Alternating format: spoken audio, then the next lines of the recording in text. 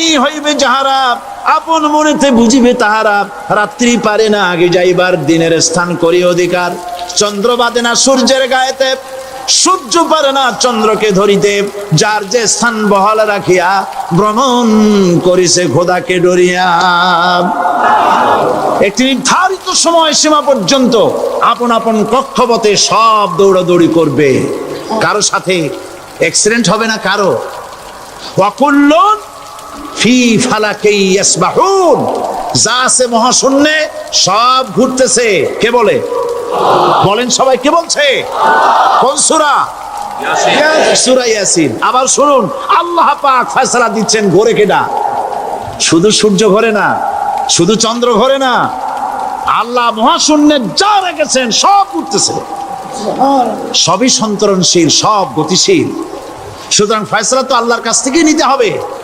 পৃথিবী সৃষ্টি করেছেন, মানব গোষ্ঠী সৃষ্টি করেছেন এবং মানুষের প্রয়োজন মিটিয়েছেন। এই মানুষগুলিকে কে সৃষ্টি করেছে? মানুষ সৃষ্টির ব্যাপারেও দার্শনিকরা মানুষদেরকে বিভ্রান্ত করে। যা কলেজে বিশ্ববিদ্যালয়ে পড়ানো হয়, এই কোরআন শরীফ বিশ্ববিদ্যালয়ে পড়ানো হয়? হ্যাঁ হয়। কয়েকটা আয়াত, কয়েকটা সূরা পরীক্ষায় পাস করার জন্য একটু একটু অপশনাল রেখে দেওয়া হয়েছে। বর্তমান যে শিক্ষা কমিশন, শামসুল হক শিক্ষা কমিশন রিপোর্ট মন্ত্রী পরিষদে অনুমোদন করেছে বর্তমান সরকার। এই শিক্ষানীতিতে বলা হয়েছে ক্লাস 1 থেকে নিয়ে ক্লাস 5 পর্যন্ত ধর্মীয় শিক্ষা দিতে দেওয়া হবে না। তাহলে ক্লাস 5 পর্যন্ত যদি ধর্মীয় শিক্ষা না থাকে, তাহলে ক্লাস 6-7-এ ওঠার পর আলিফ জাওরা বাজাবর বা আনাকুম জানাকুম ছেলেরা পড়বে? মেয়েরা পড়বে? আসল উদ্দেশ্য হলো ইসলাম থেকে জাতিকে দূরে সরাবার জন্য ষড়যন্ত্র। এই সরকারের প্রণীত শিক্ষানীতি আমরা মানি না। আপনারা মানেন? যেই মাদ্রাসা মানুষের চরিত্র সৃষ্টি করে, বর্তমান সরকার সেই মাদ্রাসাগুলি একটা একটা করে ধ্বংস করার পরিকল্পনা গ্রহণ করেছে। সুতরাং আসল শিক্ষা হলো কোরআনের কাছে। আসল শিক্ষা কোথায়? কোরআনের কাছে। কোরআন যদি শিখানো হতো, কোরআন যদি শিখানো হতো কলেজে বিশ্ববিদ্যালয়, তাহলে গতকাল চট্টগ্রাম বিশ্ববিদ্যালয় থেকে যেসব ছেলেরা বিশ্ববিদ্যালয় কর্তৃপক্ষ কর্তৃক বরাদ্দকৃত, হাইজ্যাক করা নয়, বরাদ্দকৃত 4খানা বাস দিয়ে কোরআন শুনতে আসতে চেয়েছিল, বর্তমান সরকারের তথাকথিত সোনার ছেলেরা আসতে দিল না। কোরআন যদি তারা পড়তো, তাহলে কোরআন শরীফ শুনতে তারাও আসতো। কপাল পোড়া। জোরে বলেন কি? আরো জোরে বলেন কি? কপাল পোড়া। সব ভালো লাগে, কোরআন ভালো লাগে না। এদেরকে শিখানো হয়েছে, আরে তোমরা তো মানুষ না। বলে আমরা কি? তো তোমাদের ডারউইন বাবাজি বলে নাই, শোনো নাই? কি পড়ো টড়ো তোমরা, বুদ্ধি শুদ্ধি রাখো না। ডারউইন বলেছে, থিওরি অফ ইভলিউশনের মধ্যে বলেছেন মানুষ মানুষ না। বলে কি? মানুষ হলো বান্দর। কপাল পোড়া। কি কপালে লেখা থাকে? কাজে কামে প্রকাশ হয়ে যায়। ডারউইন বলল মানুষ মানুষ না। আল ফ্রয়েড বললেন মানুষ হলো মানুষ মানুষই ঠিক, তবে মানুষ হলো সেক্স সর্বস্ব জীব। সেক্স সমস্যার সমাধান করলে মানুষের সব সমস্যার সমাধান হয়ে যাবে। কার্ল মার্কস বললেন মানুষ হলো পেট সর্বস্ব জীব, পেট সমস্যার সমাধান করে দিলে সব সমস্যা শেষ। আর ডারউইন বললেন মানুষ মানুষই না, মানুষ কি? বলে বান্দর। ওরাং ওটাং শিম্পাজি আর ব্যাং থেকে মানুষের উৎপত্তি হয়েছে। আমি যখন জীবনের প্রথম শিম্পাজি দেখলাম, ওরাং ওটাং দেখলাম, তখন আমি মনে করেছি যে ডারউইন খামোখা ভুল করে নাই। এইটা দেখেই ও মনে করেছে যে এই হচ্ছে আমার মাতামহের গোষ্ঠী, এ হলো পিতামহের গোষ্ঠী। আপনারা একটু মাথা কাটায় চিন্তা করেন, মানুষ যদি বান্দর থেকে হবে, আজও বানর ফরেস্ট এরিয়া আছে কিনা বাংলাদেশে? চিল্লায় বলেন আছে কিনা? তো মানুষ যদি বান্দর থেকেই হবে, আপনারা কি কোনোদিন দেখেছেন যে একটা বান্দরের কোমর পর্যন্ত মানুষের মতো হয়ে সারছে? আর কিছুদিন গেলেই পুরা মানুষ হয়ে যাবে, গলা পর্যন্ত মানুষের মতো হয়ে গেছে, আর কদিন গেলেই মানুষ হয়ে যাবে। দেখছেন কখনো? আচ্ছা আপনারা বলেন, পাবদা মাছ আপনারা চট্টগ্রামে কি বলেন? পাবদাই বলেন। পাবদা মাছ দেখতে কি মাছের মতো লাগে? বোয়াল মাছের মতো। কোন পাগলে কি বলছে কথা যে বোয়ালের পূর্বপুরুষ পাবদা? পাবদাগুলি পুটি টুটি খাইয়া খাইয়া আস্তে আস্তে বোয়াল হয়ে গেছে, এ কথা কেউ বলে? আচ্ছা শোলের যে ছোট সাইজ, শোল মাছ, গজাল মাছ, এর যে ছোট্ট সাইজ ভর্তা করে খায়, শুটকি বানায় খায়, ওগুলোর কি বলে? টাকি মাছ। এই টাকি মাছ দেখতে শোল মাছের মতো।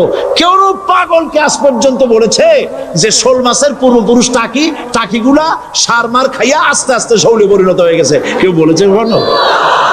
ডারউইন কয় বোতল খাইয়েছে এই মতবাদ লিখছে আল্লাহই ভালো জানে। যে বান্দরের থেকে মানুষ আবিষ্কার হয়েছে, নাউজুবিল্লাহ। এগুলি পড়ানো হয় কলেজে, বিশ্ববিদ্যালয়, তাই আমাদের সোনার ছেলেরা বান্দরামি করে। ওদের যদি পড়ানো হইতো তোমরা বান্দরের গোষ্ঠী নও, তোমরা মানুষ। মর্যাদা কার বেশি, বান্দরের না মানুষের? এ পৃথিবীর প্রথম মানুষকে আদম আলাইহিস সালাম। আদম হইছেন কি দিয়ে? মাটি দিয়ে। আল্লাহ রাব্বুল আলামিন যিনি মানুষ সৃষ্টি করেছেন, তিনি কোরআন শরীফের ভিতরে বলে দিয়েছেন, আমি প্রথমেই বলেছি, আপনারা লক্ষ্য করুন, এই কোরআন তাবিজের কিতাব নয়, এই কোরআন তদবিরের কিতাব নয়, ঝাড়ফুঁকের কিতাব নয়।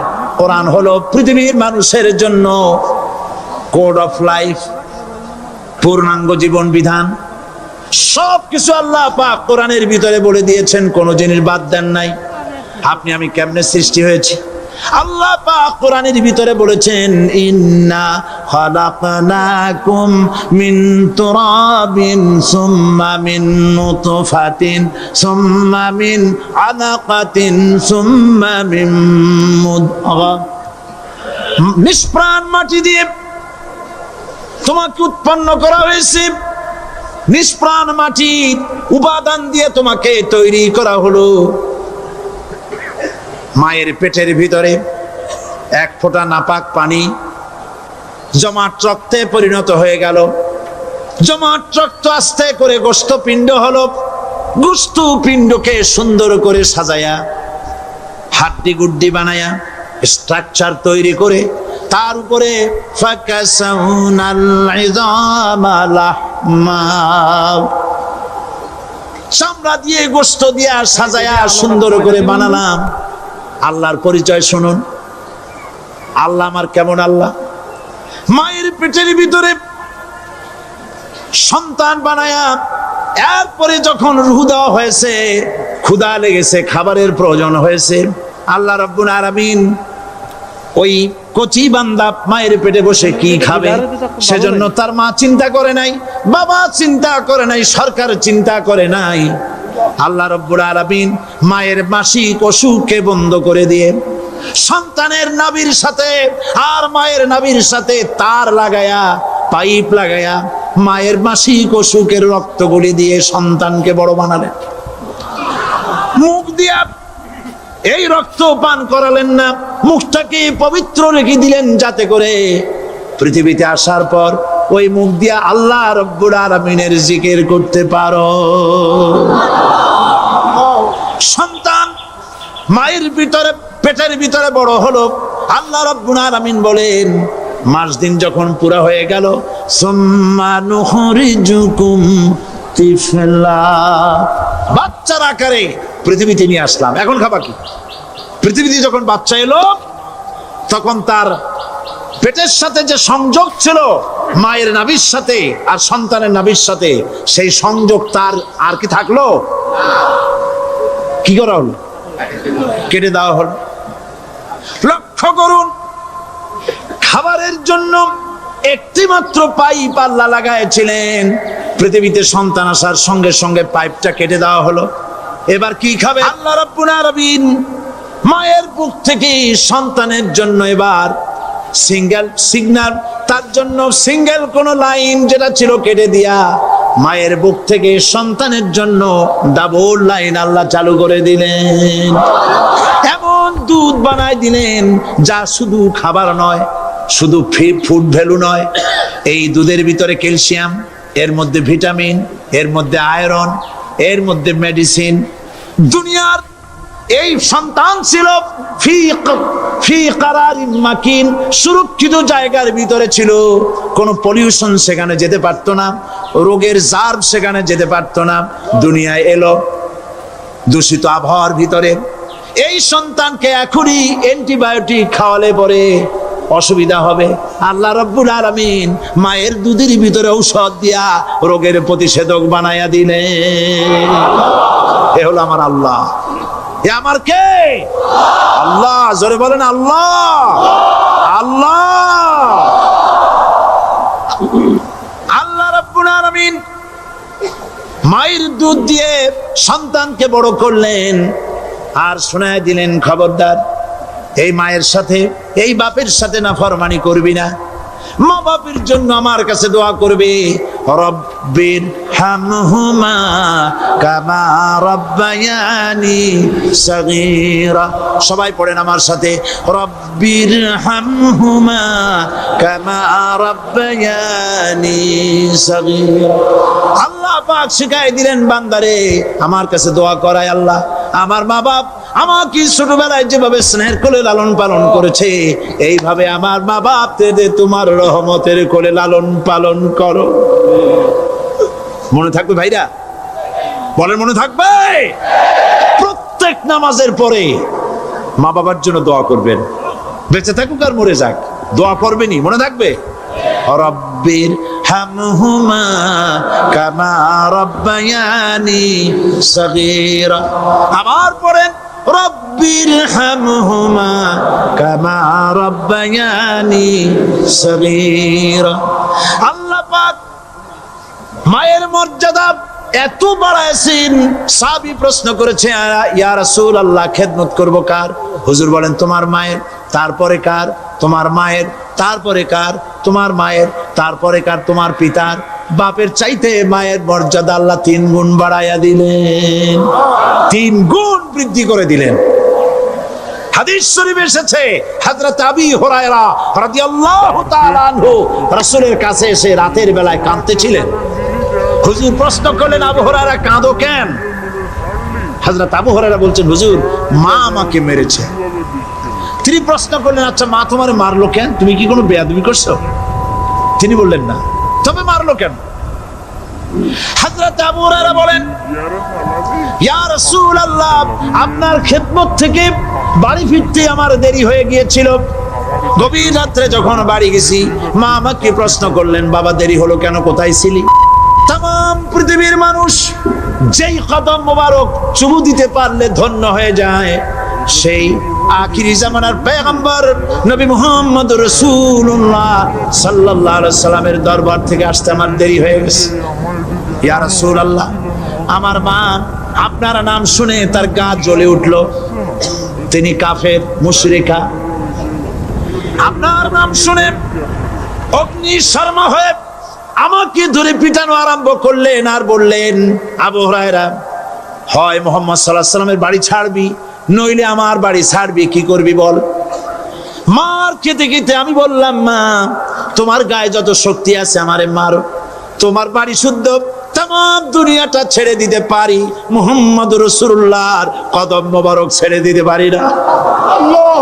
হুজুর আমার মা গলা ধাক্কা মেরে আমাকে বের করে দিয়েছেন। হুজুর বলছেন, আবু হুরায়রা মা তোমাকে মেরেছে আর আমার কাছে নালিশ করছো, আমি তোমার মায়ের কোনো বিচার করতে পারবো না। সুবহানাল্লাহ, এত বড় পাওয়ারফুল নবী, শানওয়ালা, ইজ্জতওয়ালি, বরকতওয়ালি, এত বড় নবী বলছেন মা মেরেছে, আমার করার কিচ্ছু নাই। সুবহানাল্লাহ। তোমার মা মুশরিকা হোক আর যাই হোক, তোমার মা। সুবহানাল্লাহ বলেন। আমার বন্ধুগণ, হযরত আবু হুরায়রা বলেন, ইয়া রাসূলুল্লাহ মায়ের বিরুদ্ধে কোনো অভিযোগ নিয়ে আমি আপনার কাছে আসি নাই। হুজুর বললেন, কেন আসছো বলো খুলে। আবু হুরায়রা বলেন, হুজুর আমি জানি আপনি আল্লাহর দরবারে যদি কোনো ব্যাপারে হাত তোলেন আল্লাহ মঞ্জুর করে ফেলেন। আপনি দয়া করে আমার মার জন্য দোয়া করেন, আল্লাহ যেন হেদায়েত দিয়ে দেন।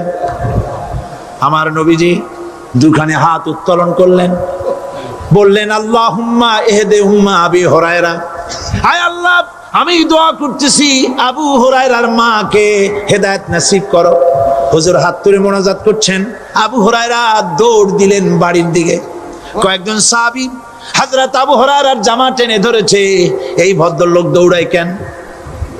এত শান্ত মানুষ, কখনো গরম হয়ে কারোর সঙ্গে কথা বলে না, এই মানুষটা দৌড়ায় কেন? কোনো বিপদ হইল নাকি?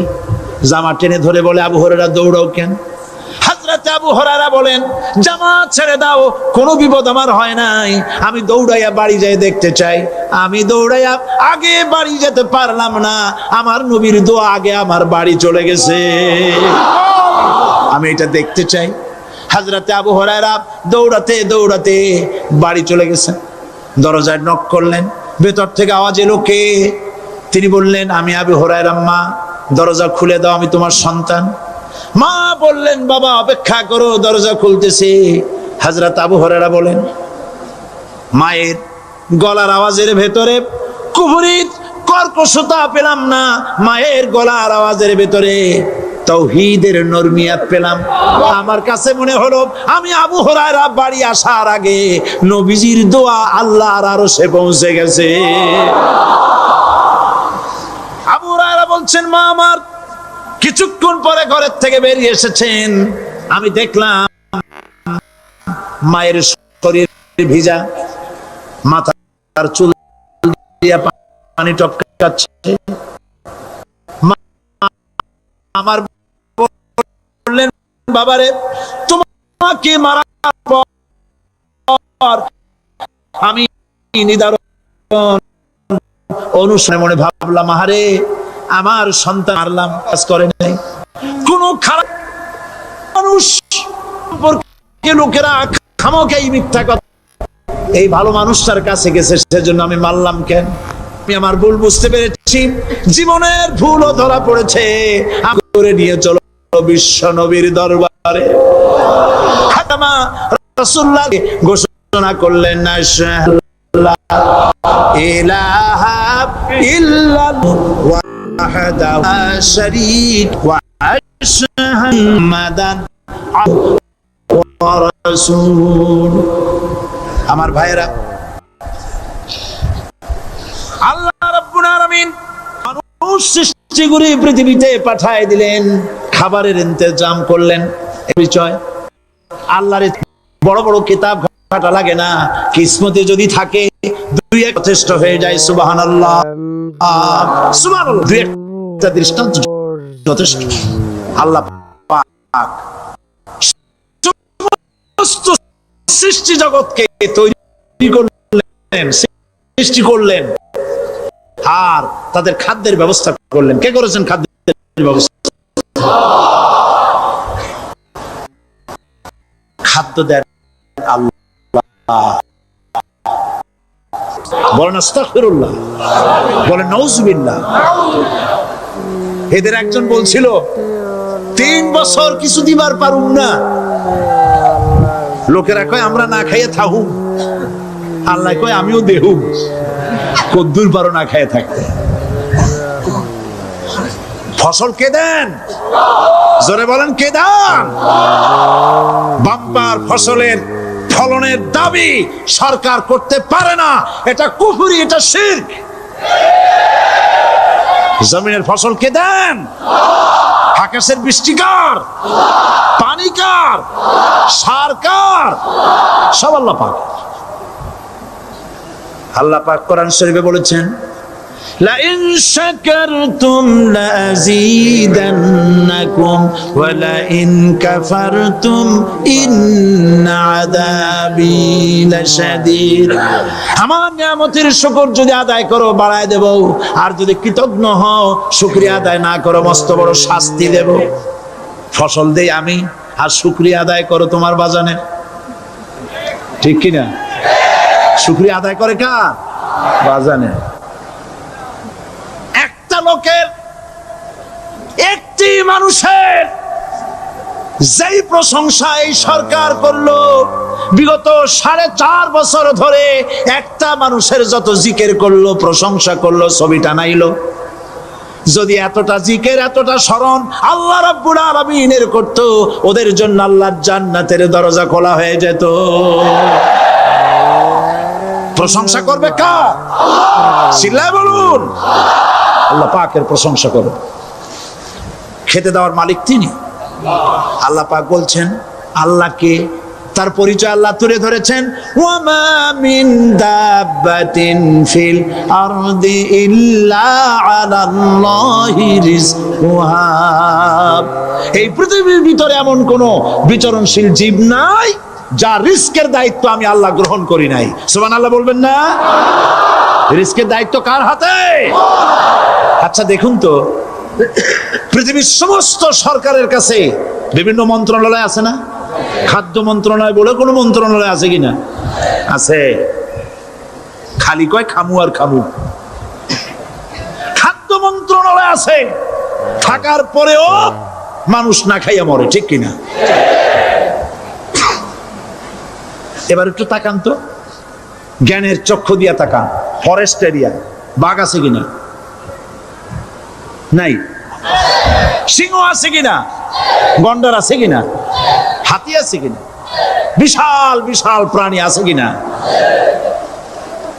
জঙ্গলে ছোট্ট প্রাণী থেকে পোকা থেকে শুরু করে গন্ডার পর্যন্ত, টুনটুনি পাখি দিয়ে শুরু করে ঈগল পাখি পর্যন্ত, নদীর ভিতরে ছোট্ট চুনু পুঁটি থেকে শুরু করে তিমি মাছ পর্যন্ত। প্রাণী তত্ত্ববিদরা বলেছেন সমুদ্রের ভিতরে এমন এমন বড় বড় তিমি আছে যে একটা তিমির ওজন 5000 টন পর্যন্ত হয়ে যায়। 5000 টন তিমিটার ওজন। এর যখন বাচ্চা হয় তখন বাচ্চার দৈনিক দুধ লাগে 50 থেকে 60 মণ পর্যন্ত। কে ব্যবস্থা করে? রুহান ফেরেশতা। তো ওর মা যেমন বাচ্চা হতো সেরকম হবে, ঠিক কিনা? কে দেয় খাবার? এবার দেখেন তো, আপনার দেশের এই জঙ্গলে কত হাতি আছে। হাতিরা মিছিল করে আসছে যে আল্লাহ আমাদের এখন আর খাইতে যেতে দিতে পারে না, বাংলাদেশের গভর্নমেন্ট কিছু দাও। আসছে না, খাইয়া ক্ষুধার জ্বালায় হাতি মরেছে, বাঘ মরেছে, সিংহ মরেছে। এর কোন দৃষ্টান্ত আছে? ক্ষুধার জ্বালায় আকাশের উড়ন্ত পাখিরা ছটফট করে মারা গেছে, দৃষ্টান্ত আছে? নদীর মাছেরা ক্ষুধার জ্বালায় ভেসে উঠেছে, না খাইয়া মরে গেছে, দৃষ্টান্ত আছে? মহান আল্লাহ রাব্বুল আলামিন কোরআন শরীফের ভিতরে বলেছেন অনেক প্রাণী এমন আছে যারা তাদের খাদ্যকে সঞ্চয় করে না, খাদ্যকে জমা করে না, আহরণ করে না। সকাল বেলায় একটা খাবার খেলো, দুপুরে কি খাবে তার জানা নাই। শকুন পৃথিবীর মাটি থেকে 3 মাইল উপরে ওড়ে, তার চোখকে আল্লাহ পাক এত তীক্ষ্ণ বানিয়ে দিয়েছেন। এই চট্টগ্রামের কোথায় মরা গরু আছে 3 মাইল উপর দিয়ে দেখতে পায়? সুবহানাল্লাহ করতে ইচ্ছে করে না। এই প্রাণীগুলি খাবারগুলি কোন গভর্নমেন্ট জোগাড় করে রাখে নাই। আল্লাহ পাক বলেন সবার খাবার আমি দেই। সকাল বেলায় সমস্ত প্রাণীগুলি, মহাশূন্যে পাখি, পানির ভিতরে মৎস্যরাজি, জঙ্গলের ভিতরে হিংস্র প্রাণী, পোকামাকড় থেকে শুরু করে সবগুলো খালি পেটে সব বেরিয়ে যায়, কারো কোনো খাবারের মজুদ নাই। সন্ধ্যা হতে না হতে সমস্ত প্রাণীগুলির পেট ভরাইয়া আমি আবার যার যার ঘরে বেরিয়ে দেই। ওয়ামা মিন দাব্বাতিন ফিল আরদি ইল্লা আলাল্লাহি রিজকুহা। সমস্ত প্রাণীর রিজকের দায়িত্ব আমি আল্লাহর হাতে। কে দেয় রিজক? জোরে বলুন, কে দেন? আল্লাহ পাক। কি খাবেন সব আল্লাহ জোগাড় করে দিয়েছেন। হযরতে ওমর, হযরতে উসমান রাদিয়াল্লাহু তাআলা আনহুমা তারা শহীদ হবেন কবে তার আগে হুজুর ভবিষ্যৎবাণী করছেন, তোমার উপরে একজন নবী, একজন সিদ্দিক আর 2জন শহীদ আছে, পাহাড় থেমে যা। পাহাড় থেমে গেল। নবীজি ইন্তেকাল করেছেন, শহীদ হয়েছেন, এই খবর ছড়িয়ে গেল মদিনায়। মদিনা থেকে একটা মহিলা দৌড়াতে লাগলো। দৌড়াতে দৌড়াতে যখন ওহদের দিকে যাচ্ছে, লোকেরা তাকে জিজ্ঞেস করলো, মেয়ে লোক তুমি যাও কোথায়? বলে ওহ যেতেছি। লোকেরা বলছে ওহদে যে কোনো লাভ নাই, কারণ তোমার যে দুটি ছেলে এসেছিল জিহাদের ময়দানে, দুটো ছেলে শহীদ হয়েছে। মহিলা বলতেছেন, কে শহীদ হয়েছে শুনতে চাই না, তাড়াতাড়ি করে বলো আল্লাহর নবী কেমন আছেন। আবার অগ্রসর হয়েছেন। আরেকজন বলছে, মহিলা যাও কই? বলে ওহদে যেতেছি। কই যায় কোনো লাভ নাই, তোমার বাবা যে এসেছিলেন তিনি শহীদ হয়ে গেছেন। মহিলা বলছেন, কে শহীদ হয়েছে শুনতে চাই না, বলো নবীজি কেমন আছেন। দৌড়ে দৌড়ে নবীজির কাছে গিয়া নবীজির জীবিত চেহারা মুবারক দেখে বলছেন, ইয়া রাসূলুল্লাহ, আমার পিতা মরা শোক, আমার কলিজার টুকরা দুইটা সন্তান মরা শোক সব আমি ভুলে গেছি। আল্লাহর নবী আপনি জীবিত আছেন, এটাই উম্মতের বড় পাওনা। নবীজি জিহাদ করেছেন, রক্ত দিয়েছেন, তার একটি মাত্র কারণ ছিল, জমিন হলো আল্লাহর, আইন চলবে কার? জোরে বলেন, জমিন আল্লাহর, আইন চলবে কার? আলা লাহুল খালকু ওয়াল আমর ইনিল হুকমু ইল্লা লিল্লাহ। জমিন আল্লাহর, আইন চলবে আল্লাহ। কারো বাপের আইন দিয়ে দেশ চলতে পারে না। আইন চলবে কার? আল্লাহ পাকের আইন দিয়ে দেশ চলবে। এটাই ছিল নবী করিম সাল্লাল্লাহু আলাইহি ওয়াসাল্লামের ইচ্ছা, আল্লাহ পাকের মানসা মুবারক। সুতরাং ইসলাম হচ্ছে একটি বিপ্লবী মতাদর্শ, যা সমগ্র পৃথিবীর সমাজ ব্যবস্থার আমূল পরিবর্তন করে নিজস্ব আদর্শ দিয়ে ঢেলে সাজাতে চায়। আর মুসলমান হচ্ছে সেই আন্তর্জাতিক বিপ্লবী দল যারা আল্লাহর রং দিয়ে দুনিয়াকে রাঙাতে চায়। আর এই উদ্দেশ্য হাসিলের জন্য ইসলামী দলের বিপ্লবী চেষ্টা সাধন এবং চূড়ান্ত শক্তি প্রয়োগের নামই হচ্ছে জিহাদ। এটার নাম কি? জিহাদ। ইহুদি, খ্রিস্টান, দুনিয়ার বিভিন্ন জাতি, তারা দেশ দখলের জন্য তারা যে লড়াই করে, এই লড়াইয়ের নাম দস্যুতা। এই লড়াইয়ের নাম কি? দস্যুতা। তারা দস্যু বৃত্তি করে দুনিয়ার ছোট ছোট দেশগুলিকে নিজেদের পদানত করার জন্য চেষ্টা চালায়। সুতরাং জিহাদের উদ্দেশ্য হবে মানব সমাজে আল্লাহর আইন চালু করা। কার আইন? আল্লাহর আইনকে চালু করা। এটাই হচ্ছে জিহাদের মূল উদ্দেশ্য। আর এই উদ্দেশ্যে যারা লড়াই করে, আল্লাহ পাক তাদের উপরে, তাদেরকে ভালোবাসেন, তাদের উপরে আল্লাহ পাক রহমত নাজিল করেন। যারা জিহাদ করে আল্লাহর দ্বীন কায়েমের জন্য, আল্লাহর দ্বীন প্রতিষ্ঠার জন্য, কোরআনের আইন চালু করার জন্য যারা লড়াই করে, তাদের জন্য আল্লাহ পাক রেখেছেন বিরাট নিয়ামত, বিরাট পুরস্কার দুনিয়া এবং আখিরাতে। তবে লড়াই করতে গিয়ে যুদ্ধের ময়দানে শাহাদাতের তামান্না সম্পর্কে রাসূলুল্লাহ বলেছেন, যার ভিতরে শাহাদাতের তামান্না নাই, মুনাফিকের মউত হবে। জিহাদের ইচ্ছাও নাই, মুনাফিকের মউত হবে। বলুন নাউযুবিল্লাহি মিন যালিক। এই মুনাফিকের মউত যেন আমাদের না হয়। জিহাদ, আপনারা কি জিহাদকে ভয় পান? রাসূলুল্লাহ বলেছেন,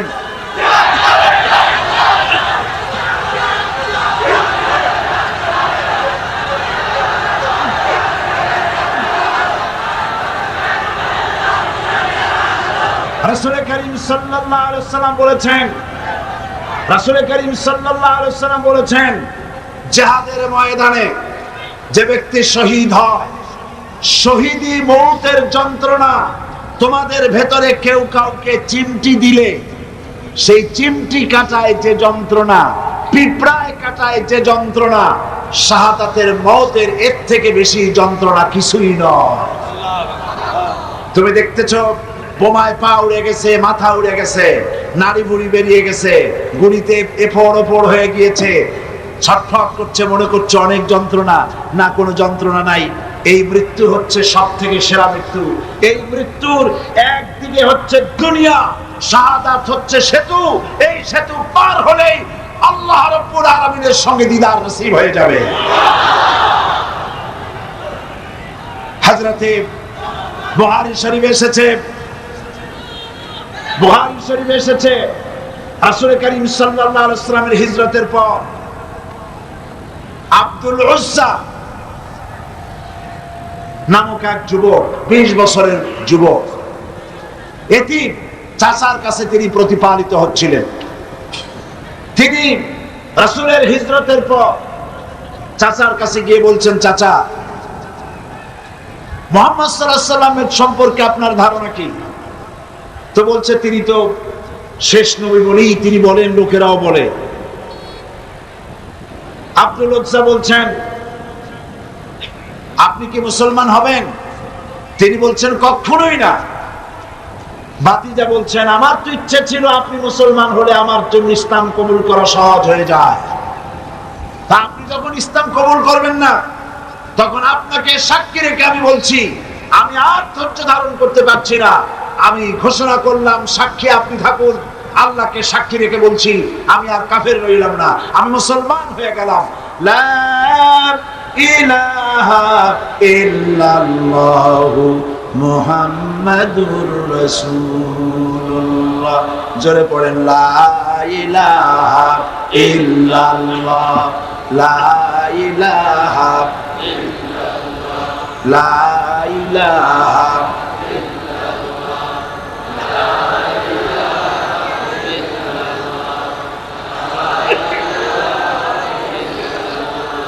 লা ইলাহা ইল্লাল্লাহু মুহাম্মাদুর রাসূলুল্লাহ। চাচা বলছে, আব্দুল উজ্জা, তুমি কি জানো এর পরিণতি কি? কয় না, জানি না। পরিণতি হচ্ছে, তুমি যখন ইসলাম কবুল করেছো, আমি তোমাকে সোনা দানা দিয়েছি, বাড়ি ঘর দিয়েছি, উট ঘোড়া দিয়েছি, সব ফিরিয়ে দাও। তিনি বললেন, কোনো অসুবিধা নাই, সব ফিরিয়ে দিলাম, নিয়ে যান। বাবে জিবরিল থেকে ঢুকলেন, সেখানে তিনি বসে আছেন। রাসূল করিম সাল্লাল্লাহু আলাইহি সাল্লাম হুজরা শরীফ থেকে বেরিয়ে দেখেন এক যুবক, মাথার চুলগুলো এলোমেলো, চোখ কোটরগত, সফরের আসর তার চেহারার মধ্যে, হাঁটু বের করা, মসজিদে নববীতে বসা। তুমি কে? তিনি বললেন, আমার নাম আব্দুল উজ্জা। তোমার এই হালত কেন? তিনি ঘটনা শোনালেন। নবীজি বললেন, তোমার নাম আব্দুল উজ্জা নয়, তোমার নাম রেখে দিলাম আব্দুল্লাহ, তুমি আব্দুল্লাহ। হাদিস শরীফে এর নামই এসেছে, ওনার নামই এসেছে আব্দুল্লাহ যুলবাজাদাইন। তাকে নেওয়া হলো আসহাবে সুফফার কাছে, নিয়ে রাসূলুল্লাহ বললেন, একে কোরআন শরীফ শিখাও। আসহাবে সুফফা হচ্ছেন সেই সব সাহাবী যাদের বাড়ি নাই, ঘর নাই, স্ত্রী পুত্র কোথায় আছে খোঁজ নাই, যারা এখানে বসে আল্লাহর দ্বীনের জন্য ঘর বাড়ি নাই, এখানে বসে থাকেন, খাবার পাইলে খান, আর খাবার না পাইলে তারা বসে থাকেন। রাসূলুল্লাহর কাছে কোনো খাবার এসে তা দেওয়া হয়। আসহাবে সুফফার চবুতরা এখনো মসজিদে নববীর মধ্যে আছে। যারা হজ করতে গেছেন মদিনা মুনাওয়ারায়, তারা দেখেছেন। যারা যেতে পারেন নাই, আজকের এই তাফসীরের মাহফিলে দোয়া করি, আল্লাহ যেন এই মাহফিলে যত লোক এসেছে সমস্ত মুসলমান নরনারীকে একটা বার রাসূলুল্লাহর রওজায় গিয়ে সালাম দেওয়ার তৌফিক দান করে দেন। আল্লাহ পাক যেন হজ নসিব করে দেন। সাহাবায়ে কিরাম, আসহাবে সুফফা, আব্দুল উজ্জা কি, আব্দুল্লাহ কি কোরআন শরীফ শিখাইছেন, কোরআন শরীফ শেখাচ্ছেন, আর আব্দুল্লাহ জোরে জোরে কোরআন তেলাওয়াত করেন। তার চিৎকারে, জোরে জোরে তেলাওয়াতের কারণে সাহাবীরা ঘুমাইতে পারেন না, নামাজে ডিস্টার্ব হয়। রাসূলুল্লাহ আসছেন পরে, তারা বললেন, ইয়া রাসূলুল্লাহ, আব্দুল্লাহকে নিষেধ করুন, তার চিল্লানিতে আমরা নামাজ পড়তে পারি না, ঘুমাইতে পারি না, চিল্লাইয়া কোরআন শরীফ তেলাওয়াত করে। নবীজি বললেন, সাহাবীরা, আব্দুল্লাহকে চিল্লাইতে দাও, বাধা দিও না, কারণ তার ইসলাম কবুল করা বড় চড়া দাম দিয়ে ইসলাম কবুল করেছে, এই লুঙ্গিটাও আনতে পারে নাই। ইত্তাবসারে তাবুকের যুদ্ধের দামামা বেজেছে, রোমানদের সঙ্গে লড়াই হবে। নবীজি তাবুকের যুদ্ধের জন্য, জিহাদের জন্য চাঁদা চাইলেন, যার কাছে যা আছে, আল্লাহ দ্বীন প্রতিষ্ঠার জন্য চাঁদা দাও। এই চাঁদা দেওয়া মাদ্রাসায় মসজিদে ইসলামের জিহাদে চাঁদা দেওয়া নতুন ব্যাপার নয়। আল্লাহর নবী নিজে ইসলামের জন্য টাকা চেয়েছেন, পয়সা চেয়েছেন। নবীজি যখন নিজে টাকা চেলেন, মেয়ে লোকেরা গলার হার খুলে দিলেন, কানের দুল, নাকের ফুল সব খুলে রাসূলের কদমের উপরে ছেড়ে দিতে লাগলেন। টাকা পয়সা সোনা দানার স্তূপ হয়ে গেল।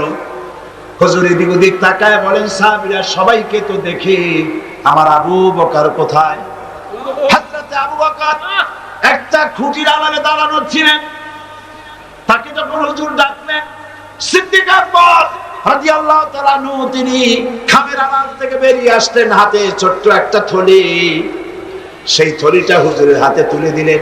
নবীজি থলির মুখ খুলে ঢাললেন, কয়েক কেজি গম পড়ল আর কয়েকটা দিরহাম।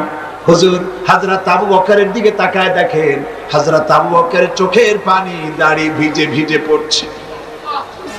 নবীজি জিজ্ঞেস করলেন, আবু বকর, আল্লাহর নবী হযরত আবু বকরের এই দৃশ্য দেখে উপস্থিত সাহাবীদেরকে বললেন, ও সাহাবীরা, তোমরা আজকে সবাই মিলে তাবুকের জিহাদের যে চাঁদা দিয়েছো, যে সাহায্য করেছো, তোমাদের সকলের দানের তুলনায় আল্লাহ পাকের কাছে আবু বকরের দানের মর্যাদা বেশি হয়ে গেছে। তারা প্রশ্ন করলেন, তা কেমনে হলো? মনে মনে চিন্তা করলেন। নবীজি তাদের মনের অবস্থা বুঝতে পেরে আল্লাহ পাকের নবী জিজ্ঞেস করলেন, অমুক অমুক সাহাবী, তোমরা কি দিয়েছো আর বাড়িতে কত আছে? সবাই বললেন, এত দিয়েছি, এত আছে। হযরত ওসমান তো বলেছিলেন, আমার জীবনের সঞ্চিত সমস্ত সম্পদের অর্ধেক এনে নবীজির কদমে হাজির করেছি, আর অর্ধেক আমার বাড়ি আছে। প্রত্যেকেই বলেছে, এত দিয়েছি, এত আছে।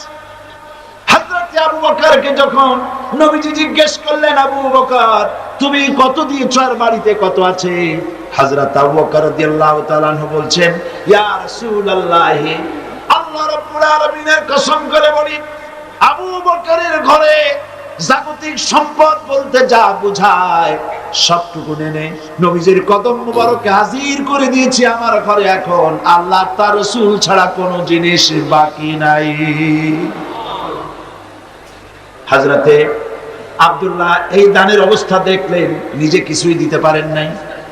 যুদ্ধে রওনা করলেন নবীজি ৩০,০০০ সৈন্য নিয়ে। আল্লাহর নবী রওনা করেছেন তাবুকের দিকে, আর কাফের রোমান সৈন্যরা এসেছে ২ লাখ। তারা কয় লাখ? ২ লাখের প্রস্তুতি। আর রাসূল নিলে ৩০,০০০। সেনাপতি কে? হ্যাঁ মুসলমান।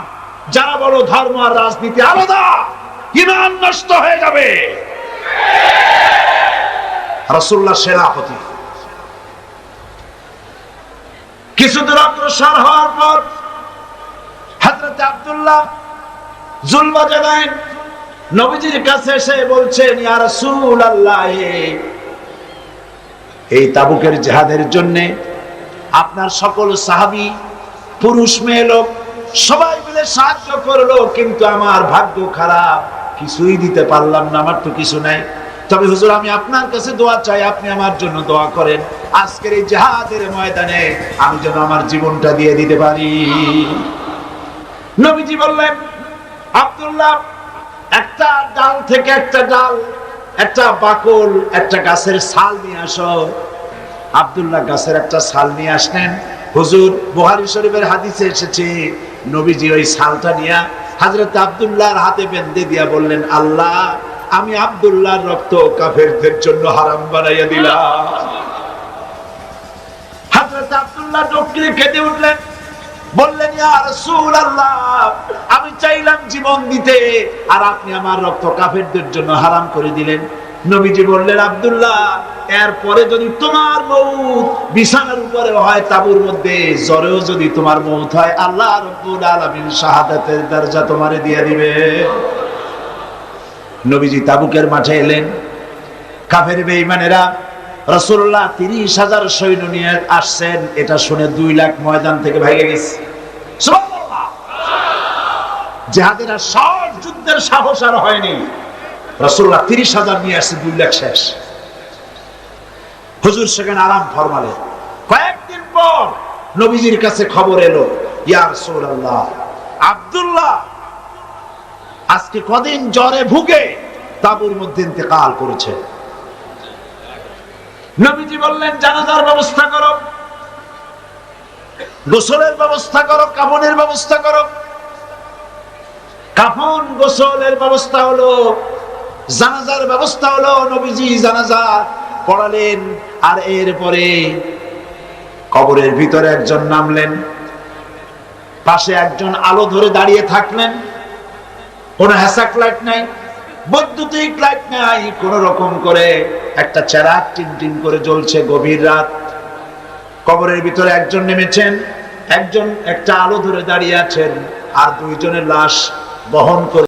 আমার বন্ধুগণ, রাসূল পাক সাল্লাল্লাহু আলাইহি ওয়াসাল্লাম জিহাদের ময়দানে সাহাবায়ে কেরামদেরকে প্রস্তুত করছেন জিহাদের জন্য। সাহাবীরা তৈরি হয়েছেন, লড়াই হবে মুতার প্রান্তরে। 3000 সাহাবীকে রাসূল রিক্রুট করলেন।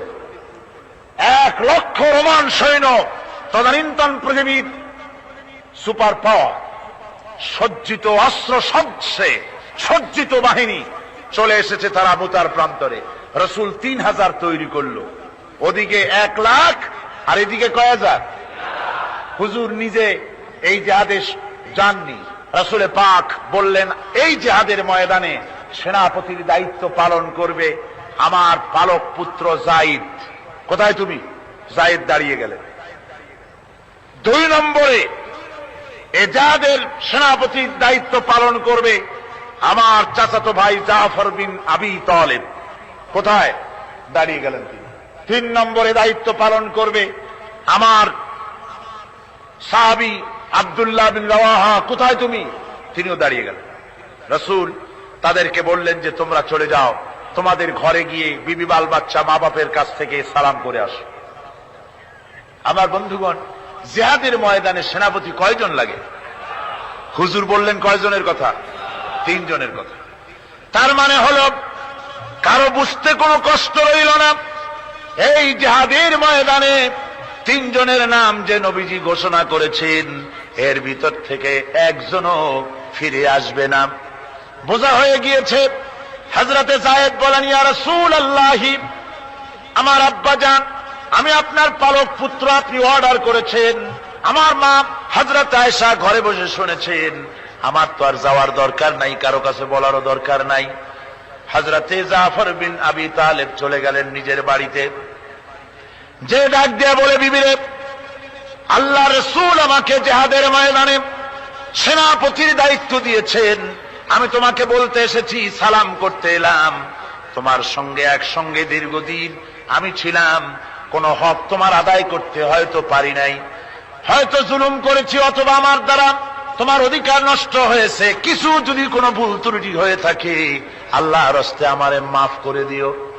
বিবি বলে, প্রাণের স্বামী রাসূলুল্লাহ আপনাকে জিহাদের ময়দানের জন্য নির্বাচিত করেছেন, আমি আপনাকে ফিরে থাকতে বলতে পারবো না। সুতরাং আমি আল্লাহর দরবারে দোয়া করি। স্ত্রী হাত তুলে বলেন, রব্বুল আলামিন, আমার প্রাণের স্বামী জাফরকে জিহাদের ময়দান থেকে গাজী বানায়া আমার ঘরের ভিতরে তুমি তাকে দয়া করে ফিরাইয়া দিও।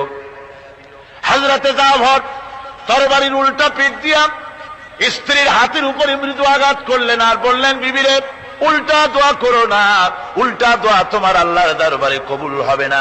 যেহেতু নবীজি আমার নাম 2 নম্বরে ঘোষণা করেছেন, আমার আগেও একজন আছে, পরেও আর একজন আছে। ও বিবি, নির্ঘাত ওই মুতার প্রান্তরে আমি শহীদ হয়ে যাব। জনমের মতো দেখা করতে আসলাম, এই জীবনে তোমার সাথে আমার আর দেখা হবে না। আমার বন্ধুগণ, হযরতে জাফরের স্ত্রী কাঁদতেছেন, বিবি বাচ্চাগুলা কান্দে। হযরতে জাফর বলেন, বিবিরে, এই বাচ্চাগুলি রেখে গেলাম, যেই রাস্তায় আমি জীবন দিতে যাচ্ছি, এই রাস্তায় আমার ছেলেগুলোকে তুমি তৈরি করবে। সালাম করে তিনি চললেন। বিবি কাটা কবুতরের মতো জমিনে ছটফট করতেছে, কাঁদতেছি, আর পিছনে পিছনে ছোট্ট ছোট্ট ছেলে মেয়েগুলি আব্বা আব্বা বলে চিৎকার মেরে দৌড়াতেছি। হযরতে জাফর একবারও পিছনের দিকে তাকায় দেখলেন না কারা কান্দে। হযরতে আব্দুল্লাহ বিন রাওয়াহা তিনি চলে গেলেন বাড়িতে। হযরতে আব্দুল্লাহ বিন রাওয়াহা বাড়িতে গিয়ে, সেই রাত্র ছিল তার বাসর সজ্জা, ফুল সজ্জার রাত ছিল। নতুন বিবাহ করেছেন, বাড়িতে গিয়া শোনেন বিবি কোরআনে কারিম তেলাওয়াত করতেছেন। হযরতে আব্দুল্লাহ বলেন রুমের বাইরে দাঁড়িয়ে, বিবি রে, আমি তোমার স্বামী আব্দুল্লাহ এসেছি, আমার সালাম নাও, কোরআন পড়া একটু বন্ধ করো। রাসূলুল্লাহ আমাকে জিহাদের সেনাপতি বানিয়েছেন, আমি জিহাদে যেতেছি, নতুন বিবাহ হলো, কোনো হক তোমার আদায় করতে পারি নাই, তুমি আমাকে মাফ করে দিও, আল্লাহর হস্তে আমার উপর কোনো দাবি রেখো না। বিবি বলে, প্রাণের স্বামী, কোনদিন আপনাকে দেখি নাই, কোন রকম একটু দেখেছি, আর আমি মদিনার এক সুন্দরী মেয়ে, আপনি আমাকে ভালো করে দেখলেন না। আমার প্রাণের স্বামী, একবার আপনি ঘরে আসেন। স্বামী বলে, ওগো স্ত্রী, ঘরের ভিতরে আমি যাব না, ঘরের ভিতরে গেলে বলে তোমাকে দেখলে আমার মনের ভিতরে প্রেম ডাকবে, তোমার প্রতি আমার ভালোবাসা জন্মাবে, আমি ঘরের ভিতরে ঢুকতে চাই না। স্ত্রী বলে, প্রাণের স্বামী, ঘরের ভিতরে যদি আসেন, আল্লাহর কসম আমি কোনো প্রেম নিবেদন করব না, আমি শুধু প্রাণ ভরে আপনার চেহারাটা একটা বার আমি শুধু দেখে রাখতে চাই, যাতে করে কিয়ামতের দিন লক্ষ কোটি কোটি মানুষের ভেতরে আপনাকে আমি স্বামী বলে যেন চিনে নিতে পারি।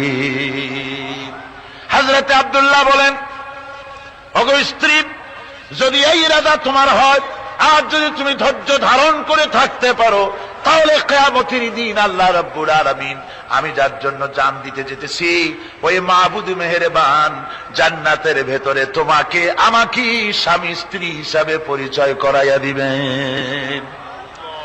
3000 সৈন্য নিয়ে সাহাবায়ে কেরাম আর এই সেনাপতি সব চললেন। মুতার প্রান্তরে লড়াই হলো।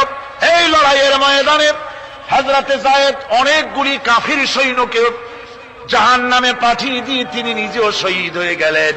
এবার জাফর হাতে তরবারি, আর এক হাতে ঝান্ডা নিয়ে এগোচ্ছেন সামনের দিকে। কাফেরেরা হযরত জাফরকে ঘিরে ফেলে দিল। আমার বন্ধুগণ, কাফেরেরা ঘিরে ধরে তরবারির আঘাত করলো জাফরের ডান হাতে, ডান হাত কেটে ঝুলে পড়লো। হযরতে জাফর এবার বাম হাতে তরবারি উঁচু করে ধরেছেন, এবার বাম হাতে কোপ দিল ওরা। এই কাটা দুইটা হাত দিয়ে বুকের সাথে হযরতে জাফর ইসলামের পতাকাটাকে জড়ায় ধরলেন। পাশের সাহাবীকে ডেকে বলেন, ও রাসূলুল্লাহর সাহাবী শোনো, আল্লাহর নবীকে আমার সালাম বলে দিও, আর শোনায়া দিও, জীবনের শেষ মুহূর্ত পর্যন্ত ইসলামের পতাকা উঁচু করে রেখেছিলাম, মাটিতে পড়তে দেই নাই। আমার মনে হয় আমি এখন শহীদ হয়ে যাব, যেহেতু আমি এখন আমার নাকের ভিতরে আল্লাহর জান্নাতের সুঘ্রাণ পেতেছি। হযরতে জাফর শহীদ হয়ে গেলেন। হযরতে আব্দুল্লাহ বিন রাওয়াহা, হযরতে আবু উবাইদা দুজনে মিলে ছুটলেন ঝান্ডা ধরার জন্য। ওনারা বলেন, এগিয়ে গিয়ে দেখি সামনের পরে দূরে পতাকা উঠতেছে। ভাবলাম আমরা যাওয়ার আগে ইসলামের পতাকা কে ধারণ করলো। কাছে গিয়ে দেখি হযরতে জাফরের ডান হাত কাটা, বাম হাত কাটা, দুইটা পা কাটা, দেহটা একদিকে পড়ে আছে, আর শুধু মাথাটা এক পাশে পড়ে থেকে ইসলামের পতাকা কামড়ায় ধরে উঁচু করে রেখে দিয়েছে। আমার বন্ধুগণ, হযরতে আবু উবাইদা বলেন, আমি হযরতে সাদের, হযরতে জাফরের হাত পা মাথা মস্তক একত্রিত করে তার পা থেকে শুরু করে মাথা পর্যন্ত চুমা খাইলাম। তাকে জানাজা করে দাফন করে রাখলাম কবরের ভিতরে।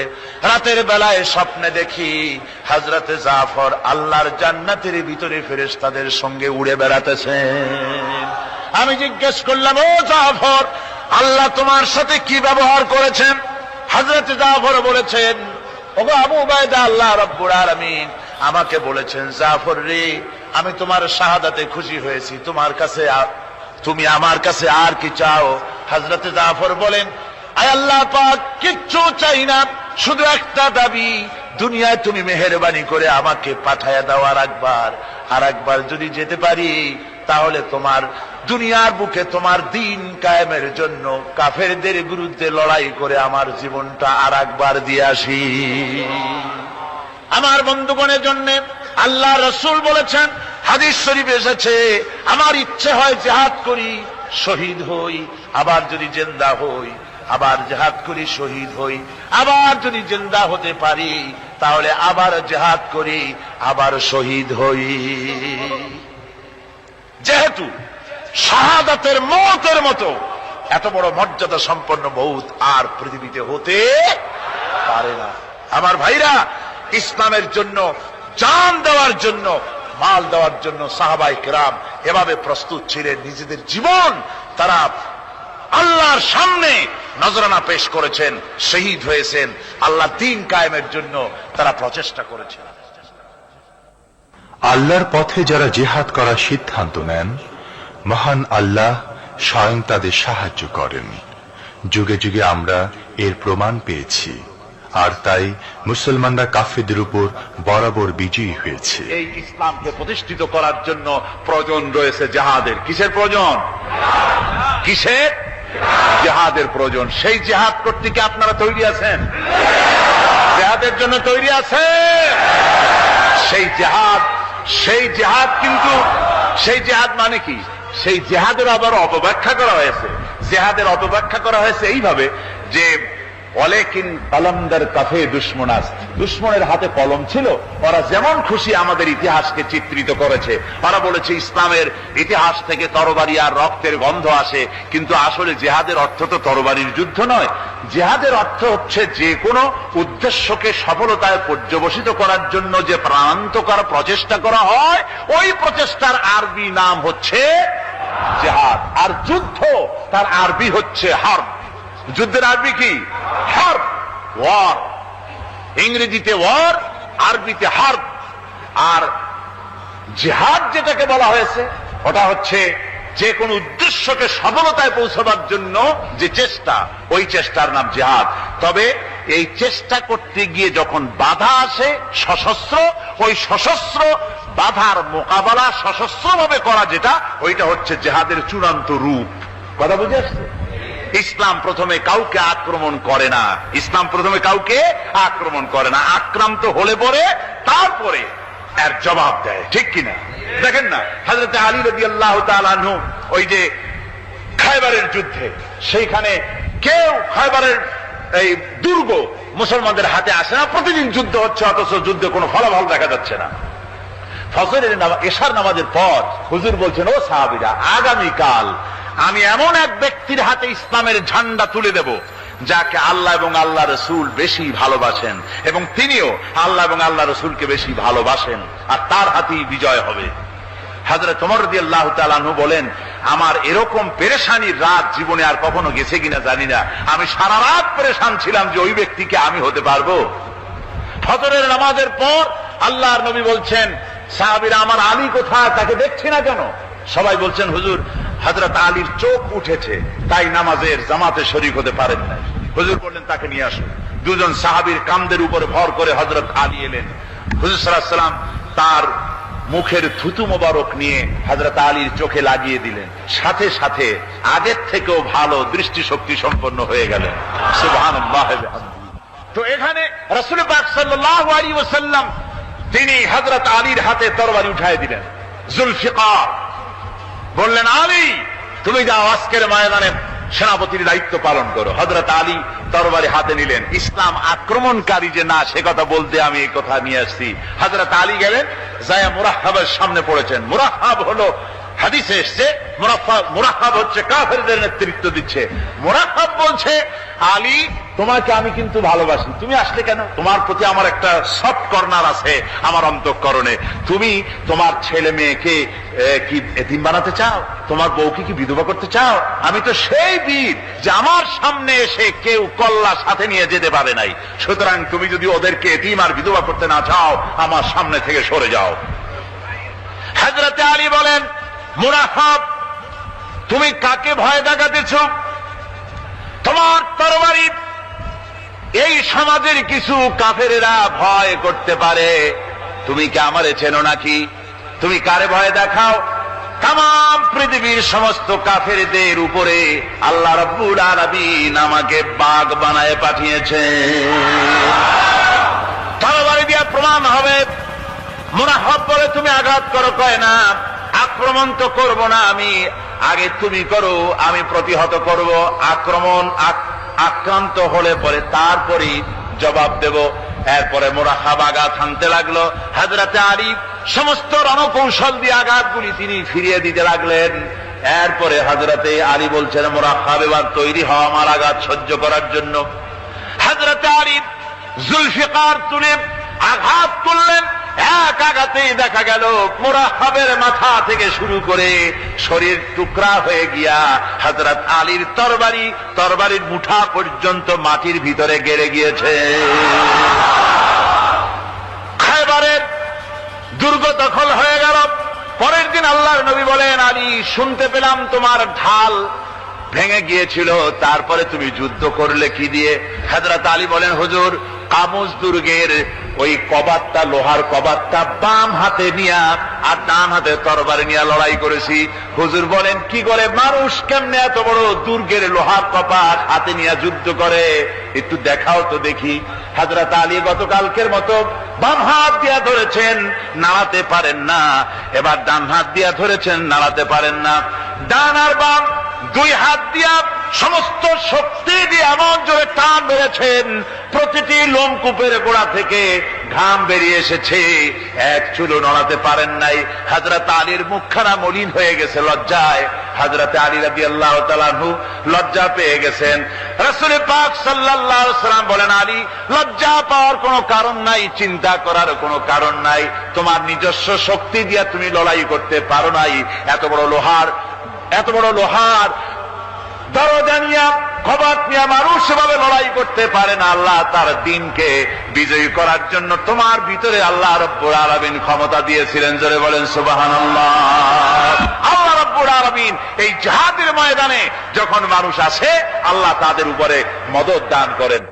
আমার বন্ধুগণ, আল্লাহর দ্বীনকে জমিনের উপরে প্রতিষ্ঠিত করার জন্য যদি আমরা আজও যদি ঐক্যবদ্ধ হই দ্বীন কায়েমের জন্য, তাহলে আল্লাহ রাব্বুল আলামিন আমাদেরকে মদদ করবেন। আল্লাহ পাক কোরআনে কারীমের মধ্যে বলেছেন, ওয়া কানা হাক্কান আলাইনা নাসরুল মুমিনিন। মুমিনদেরকে সাহায্য করা আমি আল্লাহর জন্য ওয়াজিব হয়ে যায়। জোরে বলেন সুবহানাল্লাহ। মুমিনদের জন্য সাহায্য করা আল্লাহর জন্য কি হয়ে যায়? ওয়াজিব হয়ে যায়। ভাইরা একটু বৃষ্টি সহ্য করেন না, খুব বেশি বৃষ্টি। আচ্ছা, এটা রহমত। এটা কি রহমত? আমার ভাইরা, জিহাদের ভিতরে সাহাবায়ে কিরাম আল্লাহর জান্নাতে যাওয়ার জন্য তারা জিহাদ করেছেন। তারা দেশ দখলের জন্য জিহাদ করেন নাই। দ্বীন প্রতিষ্ঠার জন্য লড়াই করা ফরজ। দ্বীন প্রতিষ্ঠার জন্য লড়াই করা কি? যেরকম কি? আর এই ফরজ দায়িত্ব পালন করতে গিয়ে যদি কেউ মারা যায়, তাহলে কোথায় যাবে? কোথায় যাবে? ওই শাহাদাতের মওত হচ্ছে একটা সেতু বা একটা ব্রিজ, একটা সাঁকো। এপারে দুনিয়া, ওপারে আল্লাহর জান্নাতুল ফেরদাউস। জোরে বলেন সুবহানাল্লাহ। এই জন্য হযরত ওমর ফারুক রাদিয়াল্লাহু তাআলা আনহু সব সময় দোয়া করতেন, আল্লাহুম্মা রযুকনি শাহাদাতান ফি সাবিলিক ওয়াজআল মাউতি ফি বালাদ রাসূলিক। আল্লাহ রাব্বুল আলামিন, আমাকে রাসূলের শহরে মওত দাও, আর আমাকে তোমার দ্বীনের রাস্তায় শাহাদাত মঞ্জুর করো। জোরে বলেন আমিন। এটা আমাদের দোয়া, আমারও দোয়া, আমার সারা জীবনের স্বপ্ন, সারা জীবনের স্বাদ, আল্লাহ যেন শাহাদাতের মওত নসিব করে দেন। জোরে বলেন আমিন। এর থেকে উন্নত মানের মওত আর নাই। ওই প্যারালাইসিস হয়ে বিছানায় পড়ে তড়পায় মরার কোন দাম নাই। দুনিয়ার বুকে বিড়ালের জিন্দিগি বছর করার 500 বছর বেঁচে থাকার দাম নাই। সিংহের মতো 1 সেকেন্ড বেঁচে থাকার দাম আছে, ঠিক কিনা? আর মওত, প্লীহা, যকৃত, typhoid, paralysis, diabetes, heart attack, kidney পচে যাওয়া, হাবিজাবি মওতের চাইতে আল্লাহর রাস্তায় জিহাদ করে শাহাদাতের মওত সর্বশ্রেষ্ঠ মওত। জোরে কোন সুবহানাল্লাহ। আমার ভাইরা, রাসূলে পাক সাল্লাল্লাহু আলাইহি ওয়াসাল্লাম তিনি মদিনা মুনাওয়ারায় এসে প্রথম যে জিহাদের সম্মুখীন হলেন, ওইটার নাম কি? কোন জিহাদ? বদর। কোন জিহাদ? বদরের জিহাদ। সেই বদরের মাঠে জিহাদের জন্য রাসূল সাহাবীদেরকে তৈরি করতেছেন। তো আপনারা চিন্তা করেন বিষয়টা, জিহাদ করতে হবে। এই বদরে সাহাবীরা জিহাদ করবে কাদের বিরুদ্ধে? নিজের বাপের বিরুদ্ধে। রাসূল পাক খুব চিন্তিত হলেন যে সাহাবীদেরকে কিভাবে উদ্বুদ্ধ করা যায়। হুজুর জিহাদের কথাই বলতেছেন যে এখন বদরে আমাদের টিকে থাকার প্রশ্ন। এইটা মুসলমানদের টিকে থাকার প্রশ্ন, বদরের যুদ্ধ। বদরের এই জিহাদটা। হুজুর যখন এগুলি বলতেছেন, হযরতে মিকদাদ রাদিয়াল্লাহু তাআলা আনহু রাসূলের একজন জলিলুল কদর সাহাবী, তিনি দাঁড়িয়ে বলছেন, হে আল্লাহ রাসূল, কেন আপনি চিন্তা করছেন? ইমজি বিনা ইয়া রাসূলুল্লাহ হাইসু মা তাশা। হে আল্লাহ রাসূল, আপনি আমাদেরকে নিয়ে চলুন যেদিকে আপনার খুশি। হাইসুমা আমারাকাল্লাহ, যেদিকে আল্লাহ আপনাকে নির্দেশ করেন সেদিকে আমাদের নিয়ে আপনি সেদিকেই চলুন। ইন্না লা নাকুলু লাকা কামা ক্বালা বনু ইসরাঈল লিমূসা আলাইহিস সালাম ইযহাব আনতা ওয়া রাব্বুকা ফাকাতিলা ইন্না হাহুনা কায়িদুন। বুখারী শরীফের হাদিস। হযরত মিকদাদ রাদিয়াল্লাহু তাআলা আনহু বলছেন, হে আল্লাহর রাসূল, আপনি আমাদের নিয়ে চলুন, আল্লাহ যেদিকে আপনাকে আমাদের নিয়ে যেতে বলেন সেই দিকে নিয়ে যান। আমরা মুসা আলাইহিস সালামের উম্মতের মতো বলবো না যে হে মুসা আপনি আর আপনার আল্লাহ দুজন গিয়া যুদ্ধ করেন, আমরা এখানে বসে থাকি, এমন কথা আমরা বলবো না। বাল ইযহাব আনতা ওয়া রাব্বুকা ফাকাতিলা ইন্না মাকুমা মুকাতিলুন। ও নবী, বরং আমরা বলবো আপনি চলুন আমাদের নিয়ে, আপনি এবং আপনার আল্লাহ চলুন জিহাদের ময়দানে, আমরা আপনার সঙ্গে জিহাদ করব, লড়াই করব সেই পর্যন্ত। মাদামাত মিন্না মাদামাত আইনুম মিন্না তাতাররাফ, যতক্ষণ পর্যন্ত আমাদের একটা চক্ষুর পলক পড়ে, যতক্ষণ পর্যন্ত একটা চোখের পাতা নড়ে, ততক্ষণ পর্যন্ত আমরা কাফেরদের বিরুদ্ধে লড়ব। সুবহানাল্লাহ ওয়া বিহামদিহি, যতক্ষণ চোখের পাতা নড়ে ততক্ষণ পর্যন্ত লড়ব, নিয়ে চলুন আমাদেরকে। হুজুর খুব খুশি হলে, আহারে রাসূল পাক সাল্লাল্লাহু আলাইহি ওয়াসাল্লাম দারুণ ভাবে খুশি হয়ে গেলেন। হুজুর বললেন, ও সাহাবীরা, তোমাদের মানসিক অবস্থা যখন এই, কুমু বিনা ইলা জান্নাতিন, চলো আমার সাথে বেহেশতের দিকে। সুবহানাল্লাহ, সবাই বলেন সুবহানাল্লাহ। কুমু বিনা ইলা জান্নাতিন আরদুহা কারদিস সামাওয়াতি ওয়াল আরদ, সেই বেহেশতের দিকে চলো যে বেহেশতের বিশালতা প্রশস্ততা এই পৃথিবী এবং আকাশের চাইতে অনেক বড়, সেই বেহেশতের দিকে চলো। ফাকামা উমাইর বিন হামাম ওয়া কানা ইয়াকুলুত তামার। হযরত উমাইর বিন হামাম এক যুবক, তিনি দাঁড়িয়ে গেলেন। আমার মুসলমান ভাইরা, যুবকদের অবদান কিন্তু ইসলামে সব চাইতে বেশি। জোরে বলেন সুবহানাল্লাহ। কাদের অবদান বেশি? যে সর্বপ্রথম ইসলাম কবুল করেছে কারা? যুবকরা। হযরত আবু বকর, হযরত ওমর রাদিয়াল্লাহু তাআলা আনহু, তাদের বয়স যুবক বয়স ছিল, যুবক বয়সে তারা ইসলাম কবুল করেছেন। হযরত আলী যুবক ছিলেন, এই জন্য যুবকদের ইবাদতে সব বেশি। রাসূল পাক বলেছেন, কিয়ামতের ময়দানে যেদিন কোন ছায়া থাকবে না, আরশে আজিমের নিচে 7 শ্রেণীর লোকেরা ছায়া পাবে। তার মধ্যে এক শ্রেণী হচ্ছে ওয়াশাবুন নাশা ফি ইবাদাতিল্লাহ, ওই যুবকেরা যারা নাকি রাত গুজরান করে, রাত কাটায় আল্লাহর ইবাদতে, রাত জাগে আল্লাহর ইবাদত করে। জোরে বলেন সুবহানাল্লাহ। বুড়োদের 100 বার আল্লাহ বলা আর এক যুবকের একবার আল্লাহ বলা, বৃদ্ধের সারা সপ্তাহ তাহাজ্জুদ পড়া আর যুবকের এক রাত্রের তাহাজ্জুদ পড়া মনে হয় তার থেকেও বেশি। কন সুবহানাল্লাহ। তাই বলে বৃদ্ধ যারা, তারা কিন্তু হতাশ হবেন না, ওই যৌবনকাল আপনিও পেরিয়ে এসছেন, ঠিক না? সুতরাং যুবকদের অবদান বেশি। হযরত উমাইর বিন হামাম রাদিয়াল্লাহু তাআলা আনহু, তিনি দাঁড়িয়ে গেলেন, তার হাতে ছিল ওয়া কানা ইয়াকুলুত তামার, তিনি খোরমা খাচ্ছিলেন, হাতে ছিল কয়েকটা খোরমা। তিনি খোরমাগুলি হাতে নিয়ে দাঁড়িয়ে বলছেন ওয়া ক্বালা বাখবাখ, তিনি বলছেন বাখবাখ শব্দ, এটা হচ্ছে লোকাল মুহাল্লিয়া, অর্থাৎ আঞ্চলিক শব্দ। এর অর্থ হচ্ছে মা আযামাহু ওয়া মা আহসানাহু। কি আশ্চর্য, কি সুন্দর, কি বিরাট, কি সুন্দর কথা আপনি বললেন হে রাসূল। জান্নাতুন আরদুহা কারদিস সামাওয়াতি ওয়াল আরদ, এমন বেহেশত তো পাওয়া যাবে জিহাদ করলে যে বেহেশতের বিশালতা প্রশস্ততা এই বিশাল আকাশের চাইতে, জমিনের চাইতে বেশি। ওয়াল্লাহি লাউ কুনতু হাইয়ান হাত্তা আকুলাহুন্না, আমি যদি, আল্লাহি আল্লাহর কসম, আমি যদি এই খোরমাগুলো যদি খাইতে থাকি ইন্নাহা লা হায়াতুন তাবিলা, তাহলে তো এটা অনেক লম্বা হায়াত লাগবে। এই খোরমাগুলি খাইতে অনেক সময় লাগবে, বেহেশতে যাইতে দেরি হয়ে যাবে। সুতরাং এই খোরমা তো আর খাওয়া যাবে না। ফারামাবিহিন না, হাতের খোরমাগুলি সব ফেলে দিয়ে জিহাদের ময়দানে লাফায় পড়লেন। অনেকগুলি কাফেরকে জাহান্নামের খাতে উতরায় দিয়া হযরত ওমর নিজেও শাহাদাত বরণ করলেন। জিহাদের শেষে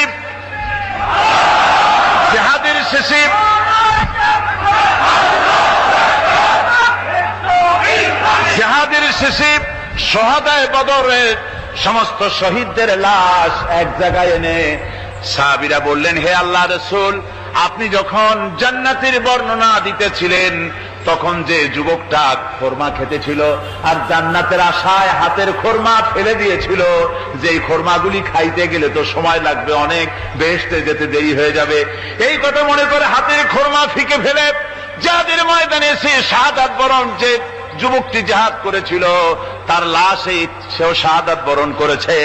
রাসূল পাক হযরত ওমরের চেহারার দিকে লক্ষ্য করে তার দিকে অঙ্গুলি সংকেত করে হুজুর বলছেন, ইন্নাকা মিন আহলিহা।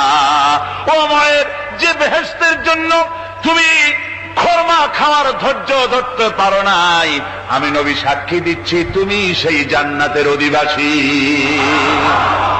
আমার ভাইয়েরা, ওই জান্নাতে যাওয়ার জন্য, আল্লাহর দ্বীনকে প্রতিষ্ঠার জন্য আমাদেরকে ঐক্যবদ্ধ হতে হবে। আল্লাহর দ্বীনের জন্য আল্লাহর নবীর যে আদর্শ, সে আদর্শ প্রতিষ্ঠার জন্য এগিয়ে আসতে হবে। যদি আমরা তা করতে পারি, আমরা সংখ্যায় কত, আমাদের অস্ত্র আছে কি নাই, আমাদের জনবল কত, আমাদের সৈন্যবল কত, এগুলি প্রশ্ন না। প্রশ্ন হচ্ছে ولا تهنوا ولا تحزنوا وأنتم الأعلون إن كنتم مؤمنين। কোনো ভয় নাই, কোনো চিন্তা নাই, যদি তোমরা মুমিন হও আমি আল্লাহ তোমাদেরকে বিজয়ী করব। জোরে বলেন সুবহানাল্লাহ। মুসলমানেরা তো সেই জাতি, যাদের ময়দানে যখন মুসলমানদেরকে সাহায্য দরকার হয়েছে, আল্লাহ রাব্বুল আলামিন আকাশ থেকে ফেরেশতা নাজিল করেছে কিনা কোন? কবি বলছেন, ফিজায়ে বদরি पैदा कुन फरिश्ते तेरी नसरत को उतर सकते गर्दों से कतर अंदर कतार भी।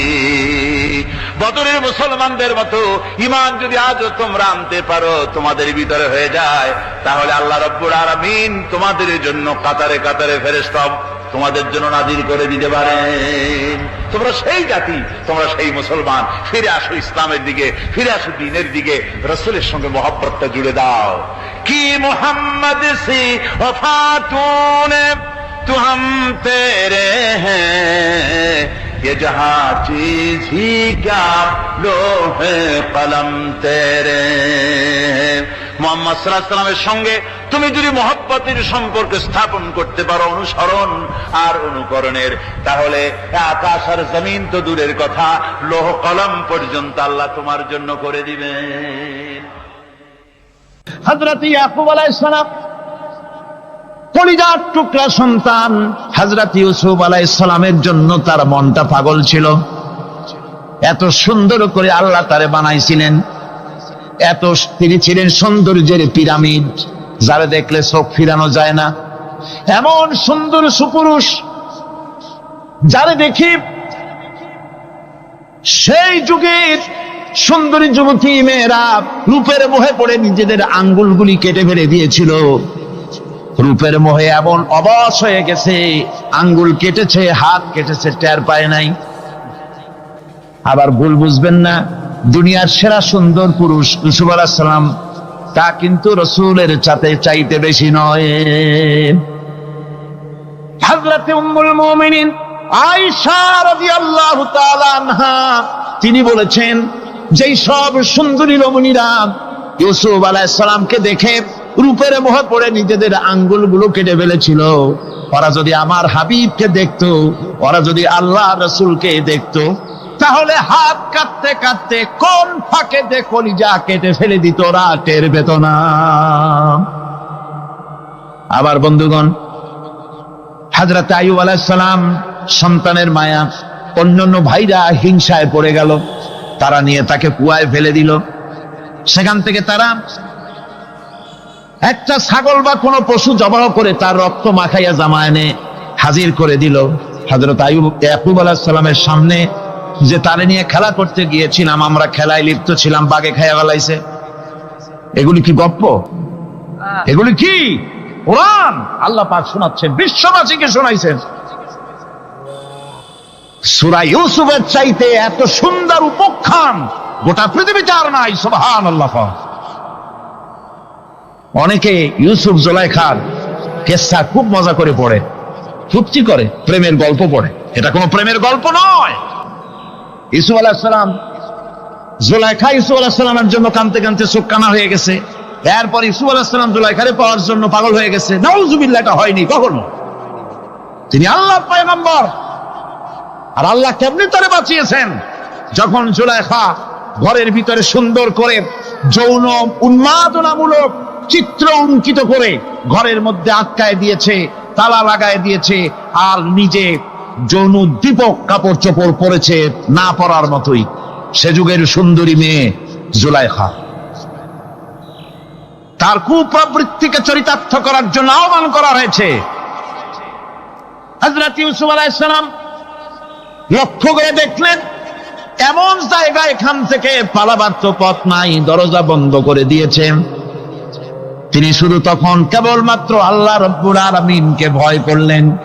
আল্লাহকে ভয় করে আল্লাহর নাম নিয়ে যখন তালাবদ্ধ দরজার দিকে দৌড় দিয়েছেন, আল্লাহ রাব্বুল আলামিন আপন কুদরতে তালাগুলি খুলে দরজা তার জন্য উন্মুক্ত করে দিলেন। ইউসুফ আলাইহিস সালামকে ফালাই দিয়ে এভাবে করে কাপড় এনে দিল তার সামনে, রক্তমাখা কাপড় পেয়ে হযরত ইয়াকুব আলাইহিস সালাম সন্তানদের মুখে কাহিনী শুনে তিনি কি বললেন? কোরআনে কারীম তা কোট করেছে। তিনি চিক দিলেন না, ফাল দিলেন না, ফিট হয়ে পড়লেন না। তিনি বললেন, কলিজার টুকরা সন্তান, তার মরার খবর শুনেছেন? তিনি বললেন কি? ফাসাবরুন জামিলুন ওয়াল্লাহুল মুস্তাআনু আলা মা তাসিফুন। আমি উত্তম সবর অবলম্বন করব। তোমরা যে কাহিনী রচনা করেছো এর বেলায় আমি আল্লাহর কাছে সাহায্য চাই, আমি উত্তম সবর অবলম্বন করব। আমার ভাইয়েরা, 11 ভাই মনে করেছিল ইউসুফ আলাইহিস সালামকে মরণ কুয়ায় ফালায় দিছি। তারা তো ঠিক পায় নাই এটা মরণ কুয়া না, এটা হচ্ছে একটা সুড়ঙ্গ, যাকে ইংরেজিতে বলে টানেল। এটা এমন একটা সুড়ঙ্গ, ওরা মনে করেছে মরণ কুয়া, কিন্তু আল্লাহ রাব্বুল আলামিন এই কুয়াতে এমন বানালেন, ওরা একদিকে ফালায় দিল মরণ কুয়ায়, এই কুয়ার আর এক মুখ দিয়া আল্লাহ রাব্বুল আলামিন ইউসুফ আলাইহিস সালামকে নিয়ে মিশরের সিংহাসনে বসায়া দিলেন। এটা মরণ কুয়া নয়, এটা রাজ সিংহাসনে বসার সুড়ঙ্গ পথ। ইউসুফ আলাইহিস সালাম আজ প্রেসিডেন্ট, সুবহানাল্লাহ, প্রেসিডেন্ট হয়ে বসে আছেন। ওদিকে কেনানে অভাব লেগে গেছে, সেখানকার মানুষেরা সাহায্য নিতে এসেছে, ওই 11 ভাইও আসছে। হযরত ইউসুফ আলাইহিস সালাম দেখেই চিনে ফেলেছে, ওরা কিন্তু তখনও ঠিক পায় নাই। হযরত ইউসুফ আলাইহিস সালাম চিনে ফেলেছেন। এখন কি করা উচিত? সবগুলাকে ঠ্যাং উপরের দিকে উঠাইয়া তারপরে সমানে ধোলাই দেওয়াই তো স্বাভাবিক ছিল, আমাদের মতো মানুষ হইলে, ঠিক কিনা? ঠিক তো বলবেনি, অভ্যাস তো এটাই। হযরত ইউসুফ আলাইহিস সালাম তাদের সামনে পরিচয় দিলেন। তারা যখন বুঝতে পারল, লজ্জায় তাদের মাথা হেট হয়ে গেল। হযরত তার এক তো লজ্জা, আর 2 নম্বরের ভয়, জান নিয়া কেনানে কেউ ফিরে যাইতে পারবো না। এখন অবস্থা হয়েছে যে জীবনই যায় নাকি এখানে। হযরত ইউসুফ আলাইহিস সালাম ভাইদের এই করুণ দুরবস্থা বুঝতে পারলেন, বুঝে চরম ধৈর্য ধরে তিনি কি বললেন? তিনি বললেন, লা তাসরিবা আলাইকুমুল ইয়াউম। ও ভাইরা, তোমাদের বিরুদ্ধে আমার কোনো ক্ষোভ নাই, দুঃখ নাই, বিদ্বেষ নাই, হিংসা নাই, আল্লাহর রাস্তায় মাফ করে দিলাম। সুবহানাল্লাহ। এর নাম পয়গম্বর। এর নাম কি? পয়গম্বর। কিসের লেনিন, কিসের মার্কস? জওয়ানেরা, ভুল পথে মানুষ চলেছিল, আলহামদুলিল্লাহ আল্লাহ এগুলোরে ডাস্টবিনে ফালাই দিছে। কারণ আলহামদুলিল্লাহ, আলহামদুলিল্লাহ। পয়গম্বর কারে বলে? কারে বলে পয়গম্বর? কি চরিত্র! রাসূল করিম সাল্লাল্লাহু আলাইহি ওয়াসাল্লাম তাকে একজন সাহাবী বলছিলেন, হুজুর বলছেন এই কামটা করলা না কেন? সাহাবী বললেন, হুজুর আপনি যদি চোখের ইশারায় বলতেন মুখ দিয়ে না কইয়া, তাও তো আমি কামটা করে ফেলতাম, আমি তো বুঝি নাই। হুজুর বললেন, চোখের ঠারে ঠারে কাজ করা নবুয়তের শান নয়। আল ওয়াদুহু ওয়াস সারাহা, নবীরা যা করেন তা ডাইরেক্ট, কোনো বক্রতা নাই, স্পষ্ট কথা। আমার ভাইরা, হযরত ইউসুফ আলাইহিস সালাম বিনিয়ামিনকে কাছে নিয়ে পরিচয় দিলেন তার ভাইদের সামনে। কোরআনে কারীম বলছে, ক্বালা আনা ইউসুফ ওয়া হাদা আখি قد من الله علينا إنه من يتقي ويصبر فإن الله لا يضيع أجر المحسنين। আমি ইউসুফ আর এই হচ্ছে আমার ভাই। আল্লাহ আমাদের উপর ইহসান করেছেন। প্রকৃতপক্ষে যারা আল্লাহকে ভয় করে এবং সবর ইখতিয়ার করে, আল্লাহ এভাবে তাদেরকে, তাদের আমলকে নিষ্ফল হতে দেন না। আমার এই জামাটা নিয়ে যাও। হযরত ইয়াকুব আলাইহিস সালাম কলিজার টুকরা সন্তান ইউসুফ আলাইহিস সালামের বিরহ যন্ত্রণায় ছেলেকে কতদিন দেখে না, কাঁদতে কাঁদতে চোখ দুটো অন্ধ হয়ে গেছে। মিশর থেকে কেনানের দিকে জামা রওনা হয়েছে। কোথায় মিশর, কোথায় কেনান? জামা যখন রওনা হয়ে গেছে, হযরত ইয়াকুব বলতেছেন, আমি যেন আমার ইউসুফের গন্ধ নাকে পেতেছি। জামা চলে এলো, চোখের উপরে রাখলেন, আল্লাহ রাব্বুল আলামিন তাকে চক্ষুষ্মান বানায়া দিলেন। ভাইরা আমার, পয়গম্বরেরা সবর করে গোটা দুনিয়ার মানুষের সামনে দৃষ্টান্ত সেট করেছেন সবরকারী হন। وَأَنفِقُوا مِمَّا رَزَقْنَاكُم مِّن قَبْلِ أَن يَأْتِيَ أَحَدَكُمُ الْمَوْتُ, আমার রাস্তায় খরচ করো মৃত্যু আসার আগে।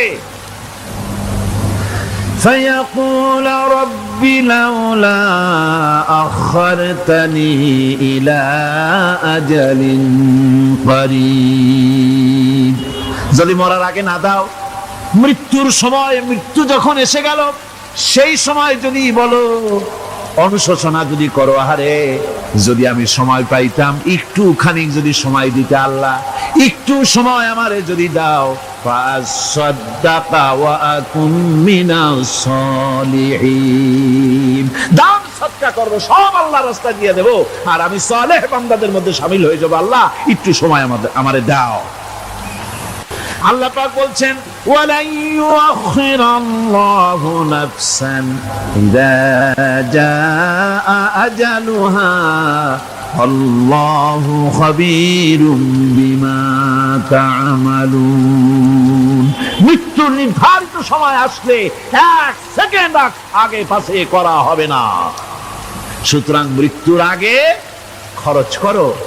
আল্লাহ রাব্বুল আলামিন কোরআন শরীফের ভিতরে বলেছেন, লাশ-শামসু ইয়ামবাগি লাহা আন তুদরিকাল কামারা ওয়ালাল লাইলু সাবিকুন নাহার ওয়া কুল্লুন ফি ফালাকিন ইয়াসবাহুন।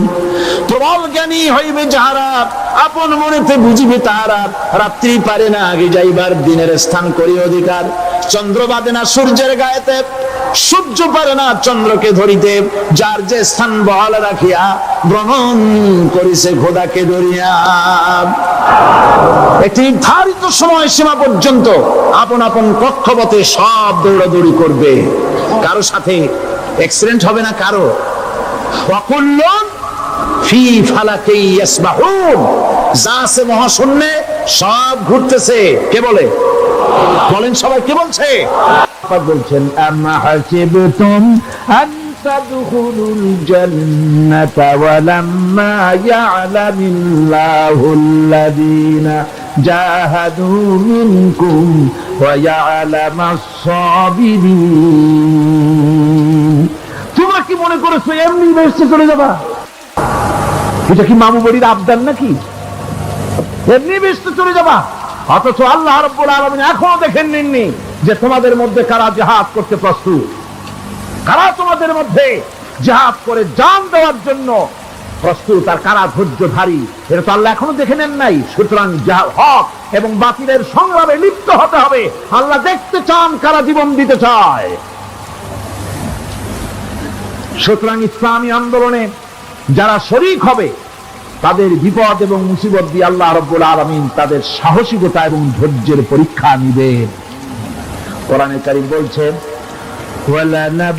وَلَنَبْلُوَنَّكُمْ حَتَّى نَعْلَمَ الْمُجَاهِدِينَ مِنكُمْ وَالصَّابِرِينَ وَنَبْلُوَ أَخْبَارَكُمْ। অবশ্যই আমি তোমাদেরকে পরীক্ষার সম্মুখীন করব, আর তোমাদের মধ্যে সত্যিকার মুজাহিদ, দৃঢ়তা অবলম্বনকারী কারা আমি তা দেখব। এটা যেন আমি দেখে নিতে পারি, সেই জন্য আমি বিপদ এবং মুসিবতের মধ্যে তোমাদের ফেলবো। ধৈর্যধারীদের উপরে আমার রহমত অবশ্যই থাকবে। আল্লাহ রাব্বুল আলামিন কোরআন শরীফের ভিতরে বলেছেন লাশ-শামসু ইয়ামবাগি লাহা আন তুদরিকাল কামারা ওয়ালাল লাইলু সাবিকুন নাহার ওয়া কুল্লুন ফি ফালাকি ইয়াসবাহুন। প্রবল জ্ঞানী হইবে যাহারা, আপন মনেতে বুঝিবে তাহারা।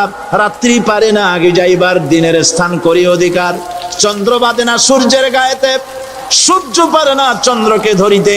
যার যে স্থান বহাল রাখিয়া ভ্রমণ করিছে খোদাকে ডরিয়া। একটি নির্ধারিত সময় সীমা পর্যন্ত আপন আপন কক্ষপথে সব দৌড়াদৌড়ি করবে। কারো সাথে অ্যাক্সিডেন্ট হবে না কারো। ওয়াকুল্লুন ফি ফালাকি ইয়াসবাহুন, যা আছে মহাশূন্যে সব ঘুরতেছে। কে বলে? বলেন সবাই, কে বলছে? কোন সূরা? সূরা ইয়াসিন। আবার শুনুন, আল্লাহ পাক ফয়সালা দিচ্ছেন ঘোরে কেডা? শুধু সূর্য ঘোরে না, শুধু চন্দ্র ঘোরে না, আল্লাহ মহাশূন্যে যা রেখেছেন সব ঘুরতেছে, সবই সন্তরণশীল, সব গতিশীল। সুতরাং ফয়সালা তো আল্লাহর কাছ থেকেই নিতে হবে। পৃথিবী সৃষ্টি করেছেন, মানব গোষ্ঠী সৃষ্টি করেছেন এবং মানুষের প্রয়োজন মিটিয়েছেন। এই মানুষগুলিকে কে সৃষ্টি করেছে? মানুষ সৃষ্টির ব্যাপারেও দার্শনিকরা মানুষদেরকে বিভ্রান্ত করে।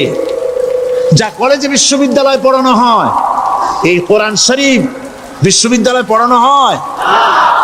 হ্যাঁ হয়।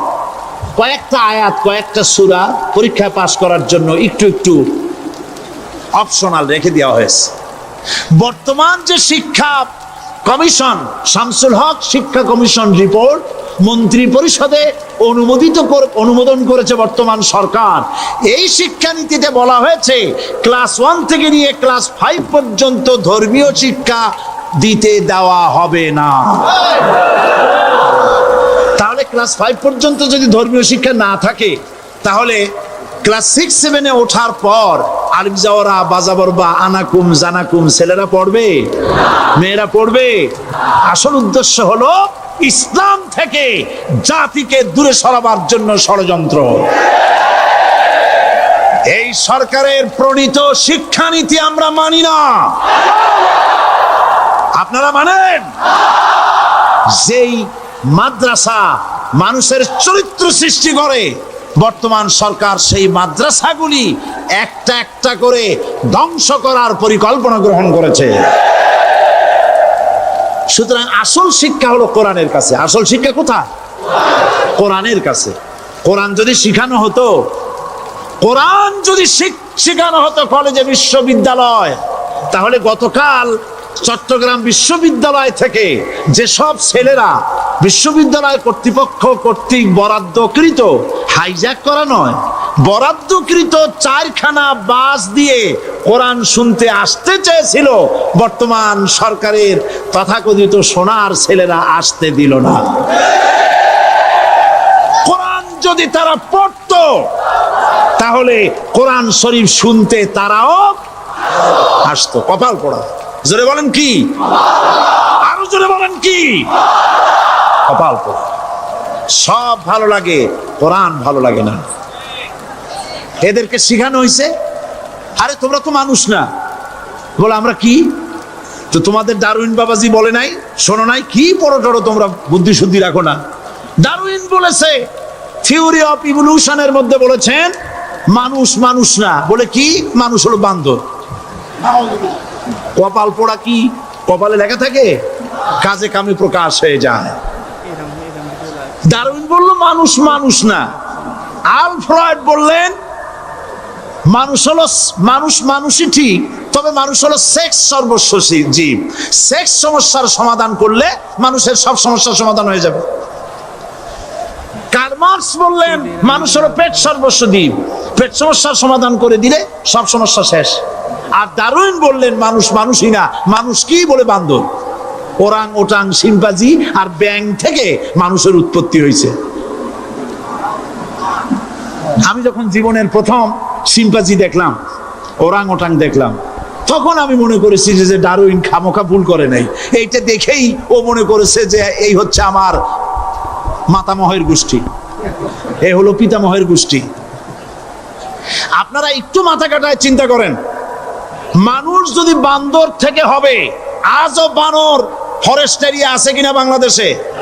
চিল্লায় বলেন আছে কিনা? তো মানুষ যদি বান্দর থেকেই হবে, আপনারা কি কোনোদিন দেখেছেন যে একটা বান্দরের কোমর পর্যন্ত মানুষের মতো হয়ে সারছে? আর কিছুদিন গেলেই পুরা মানুষ হয়ে যাবে। গলা পর্যন্ত মানুষের মতো হয়ে গেছে, আর কদিন গেলেই মানুষ হয়ে যাবে। দেখছেন কখনো? আচ্ছা আপনারা বলেন, পাবদা মাছ আপনারা চট্টগ্রামে কি বলেন? পাবদাই বলেন। পাবদা মাছ দেখতে কি মাছের মতো লাগে? বোয়াল মাছের মতো। কোন পাগলে কি বলছে কথা যে বোয়ালের পূর্বপুরুষ পাবদা? পাবদাগুলি পুটি টুটি খাইয়া খাইয়া আস্তে আস্তে বোয়াল হয়ে গেছে, এ কথা কেউ বলে? আচ্ছা শোলের যে ছোট সাইজ, শোল মাছ, গজাল মাছ, এর যে ছোট্ট সাইজ ভর্তা করে খায়, শুটকি বানায় খায়, ওগুলোর কি বলে? টাকি মাছ। এই টাকি মাছ দেখতে শোল মাছের মতো। কেউ পাগলকে আজ পর্যন্ত বলেছে যে শোল মাছের পূর্বপুরুষ টাকি, টাকিগুলা সারমার খাইয়া আস্তে আস্তে শৌলে পরিণত হয়ে গেছে? কেউ বলেছে কখনো? ডারউইন কয় বোতল খাইয়েছে এই মতবাদ লিখছে আল্লাহই ভালো জানে। যে বান্দরের থেকে মানুষ আবিষ্কার হয়েছে, নাউজুবিল্লাহ। এগুলি পড়ানো হয় কলেজে, বিশ্ববিদ্যালয়, তাই আমাদের সোনার ছেলেরা বান্দরামি করে। ওদের যদি পড়ানো হইতো তোমরা বান্দরের গোষ্ঠী নও, তোমরা মানুষ। মর্যাদা কার বেশি, বান্দরের না মানুষের? এ পৃথিবীর প্রথম মানুষকে আদম আলাইহিস সালাম। আদম হইছেন কি দিয়ে? মাটি দিয়ে। আল্লাহ রাব্বুল আলামিন যিনি মানুষ সৃষ্টি করেছেন, তিনি কোরআন শরীফের ভিতরে বলে দিয়েছেন, আমি প্রথমেই বলেছি, আপনারা লক্ষ্য করুন, এই কোরআন তাবিজের কিতাব নয়, এই কোরআন তদবিরের কিতাব নয়, ঝাড়ফুঁকের কিতাব নয়। কোরআন হলো পৃথিবীর মানুষের জন্য কোড অফ লাইফ, পূর্ণাঙ্গ জীবন বিধান। সবকিছু আল্লাহ পাক কোরআনের ভিতরে বলে দিয়েছেন, কোনো জিনিস বাদ দেন নাই। আপনি আমি কেমনে সৃষ্টি হয়েছি আল্লাহ পাক কোরআনের ভিতরে বলেছেন, ইন্না খালাকনাকুম মিন তুরাবিন সুম্মা মিন নুতফাতিন সুম্মা মিন আলাকাতিন সুম্মা মিন মুদগা। নিষ্প্রাণ মাটি দিয়ে তোমাকে উৎপন্ন করা হয়েছে, নিষ্প্রাণ মাটির উপাদান দিয়ে তোমাকে তৈরি করা হলো। মায়ের পেটের ভিতরে এক ফোঁটা নাপাক পানি জমাট রক্তে পরিণত হয়ে গেল, জমাট রক্ত আস্তে করে গোশত পিণ্ড হলো, গোস্ত পিণ্ডকে সুন্দর করে সাজায়া, হাড্ডি গুড্ডি বানায়া, স্ট্রাকচার তৈরি করে তার উপরে ফাকাসাউনাল ইযামা লাহমা, চামড়া দিয়ে গোস্ত দিয়ে সাজায়া সুন্দর করে বানালাম। আল্লাহর পরিচয় শুনুন, আল্লাহ আমার কেমন আল্লাহ। মায়ের পেটের ভিতরে সন্তান বানায়া, এরপরে যখন রূহ দেওয়া হয়েছে, ক্ষুধা লেগেছে, খাবারের প্রয়োজন হয়েছে, আল্লাহ রাব্বুল আলামিন ওই কচি বান্দা মায়ের পেটে বসে কি খাবে, সেজন্য তার মা চিন্তা করে নাই, বাবা চিন্তা করে নাই, সরকার চিন্তা করে নাই। আল্লাহ রাব্বুল আলামিন মায়ের মাসিক অসুখকে বন্ধ করে দিয়ে সন্তানের নাভির সাথে আর মায়ের নাভির সাথে তার লাগায়া, পাইপ লাগায়া মায়ের মাসিক অসুখের রক্তগুলি দিয়ে সন্তানকে বড় বানালেন। মুখ দিয়া এই রক্ত পান করালেন না, মুখটাকে পবিত্র রেখে দিলেন যাতে করে পৃথিবীতে আসার পর ওই মুখ দিয়া আল্লাহ রাব্বুল আলামিনের জিকির করতে পারো। সন্তান মায়ের ভিতরে, পেটের ভিতরে বড় হলো। আল্লাহ রাব্বুল আলামিন বলেন, মাস দিন যখন পুরা হয়ে গেল, সুম্মা নুখরিজুকুম তিফলা, বাচ্চার আকারে পৃথিবীতে নিয়ে আসলাম। এখন খাবা কি? পৃথিবীতে যখন বাচ্চা এলো, তখন তার পেটের সাথে যে সংযোগ ছিল মায়ের নাভির সাথে আর সন্তানের নাভির সাথে, সেই সংযোগ তার আর কি থাকলো? কি করা হলো? কেটে দেওয়া হলো। লক্ষ্য করুন, খাবারের জন্য একটি মাত্র পাইপ আল্লাহ লাগাইছিলেন, পৃথিবীতে সন্তান আসার সঙ্গে সঙ্গে পাইপটা কেটে দেওয়া হলো। এবার কি খাবে? আল্লাহ রাব্বুল আলামিন মায়ের বুক থেকে সন্তানের জন্য এবার সিঙ্গেল সিগন্যাল, তার জন্য সিঙ্গেল কোন লাইন যেটা ছিল কেটে দিয়া মায়ের বুক থেকে সন্তানের জন্য ডাবল লাইন আল্লাহ চালু করে দিলেন। এমন দুধ বানায় দিলেন যা শুধু খাবার নয়, শুধু ফুড ভ্যালু নয়, এই দুধের ভিতরে ক্যালসিয়াম, এর মধ্যে ভিটামিন, এর মধ্যে আয়রন, এর মধ্যে মেডিসিন।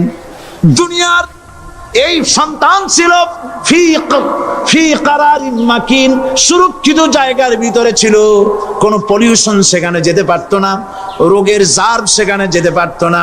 দুনিয়ায় এলো দূষিত আবহাওয়ার ভিতরে। এই সন্তানকে এখনই অ্যান্টিবায়োটিক খাওয়ালে পরে অসুবিধা হবে। আল্লাহ রাব্বুল আলামিন মায়ের দুধের ভিতরে ঔষধ দিয়া রোগের প্রতিষেধক বানায়া দিলেন। এ হলো আমার আল্লাহ। এ আমার কে? আল্লাহ। জোরে বলেন আল্লাহ। আল্লাহ। আল্লাহ রাব্বুল আলামিন মায়ের দুধ দিয়ে সন্তানকে বড় করলেন আর শোনায় দিলেন, খবরদার এই মায়ের সাথে, এই বাপের সাথে নাফরমানি করবি না। মা বাপের জন্য আমার কাছে দোয়া করবে, রব্বির হামহুমা কামা রব্বায়ানি সগীরা। সবাই পড়েন আমার সাথে, রব্বির হামহুমা কামা রব্বায়ানি সগীরা। আল্লাহ পাক শিখাই দিলেন বান্দারে আমার কাছে দোয়া করায়, আল্লাহ আমার মা বাপ আমাকে ছোটবেলায় যেভাবে স্নেহের কোলে লালন পালন করেছে, এইভাবে আমার মা বাপ তোমার রহমতের কোলে লালন পালন করো। মনে থাকবে ভাইরা? বলেন মনে থাকবে?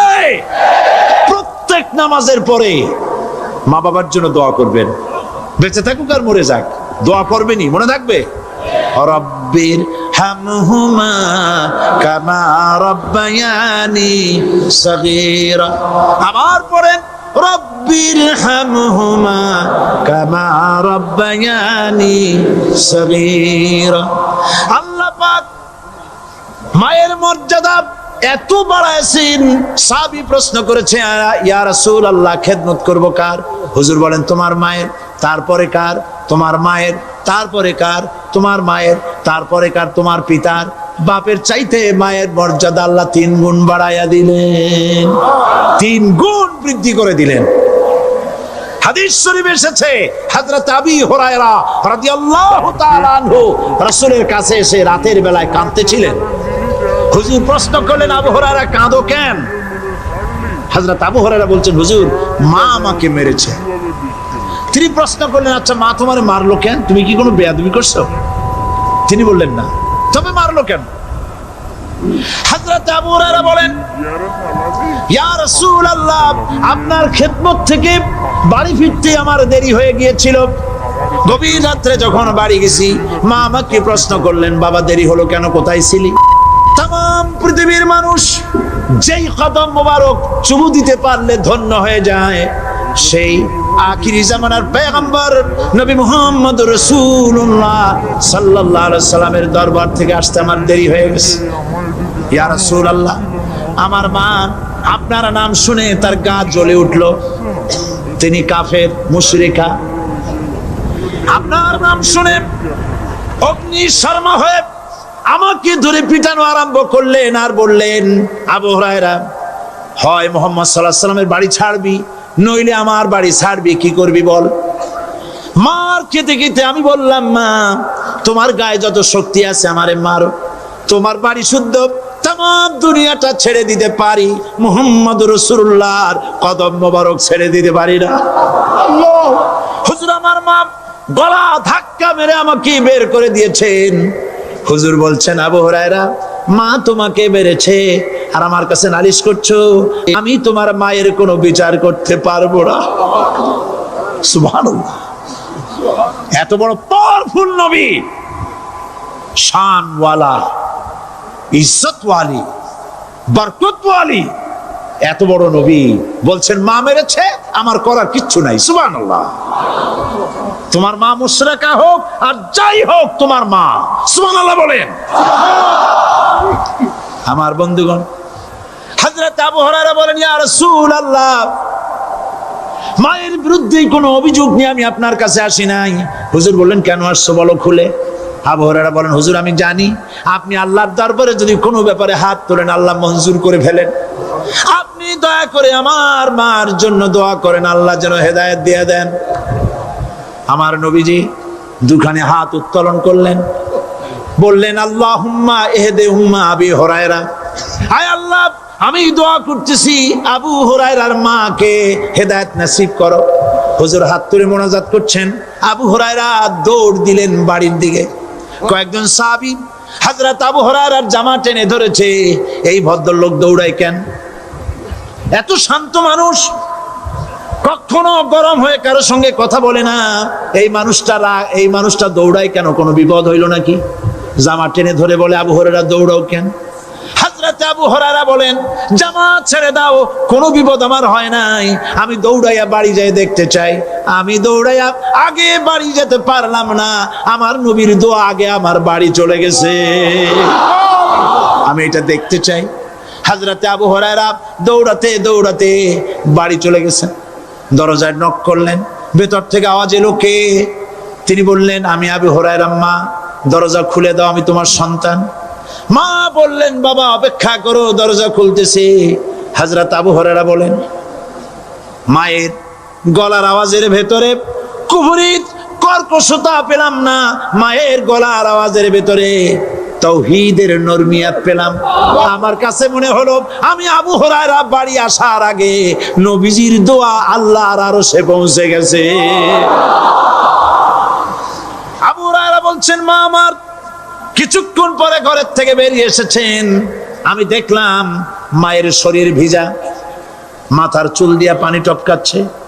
মা আমার বললেন, বাবারে তোমাকে মারার পর আমি নিদারুণ অনুশোচনায় পড়েছিলাম, মনে মনে ভাবলাম, আহারে আমার সন্তানরা আমি কেন মারলাম?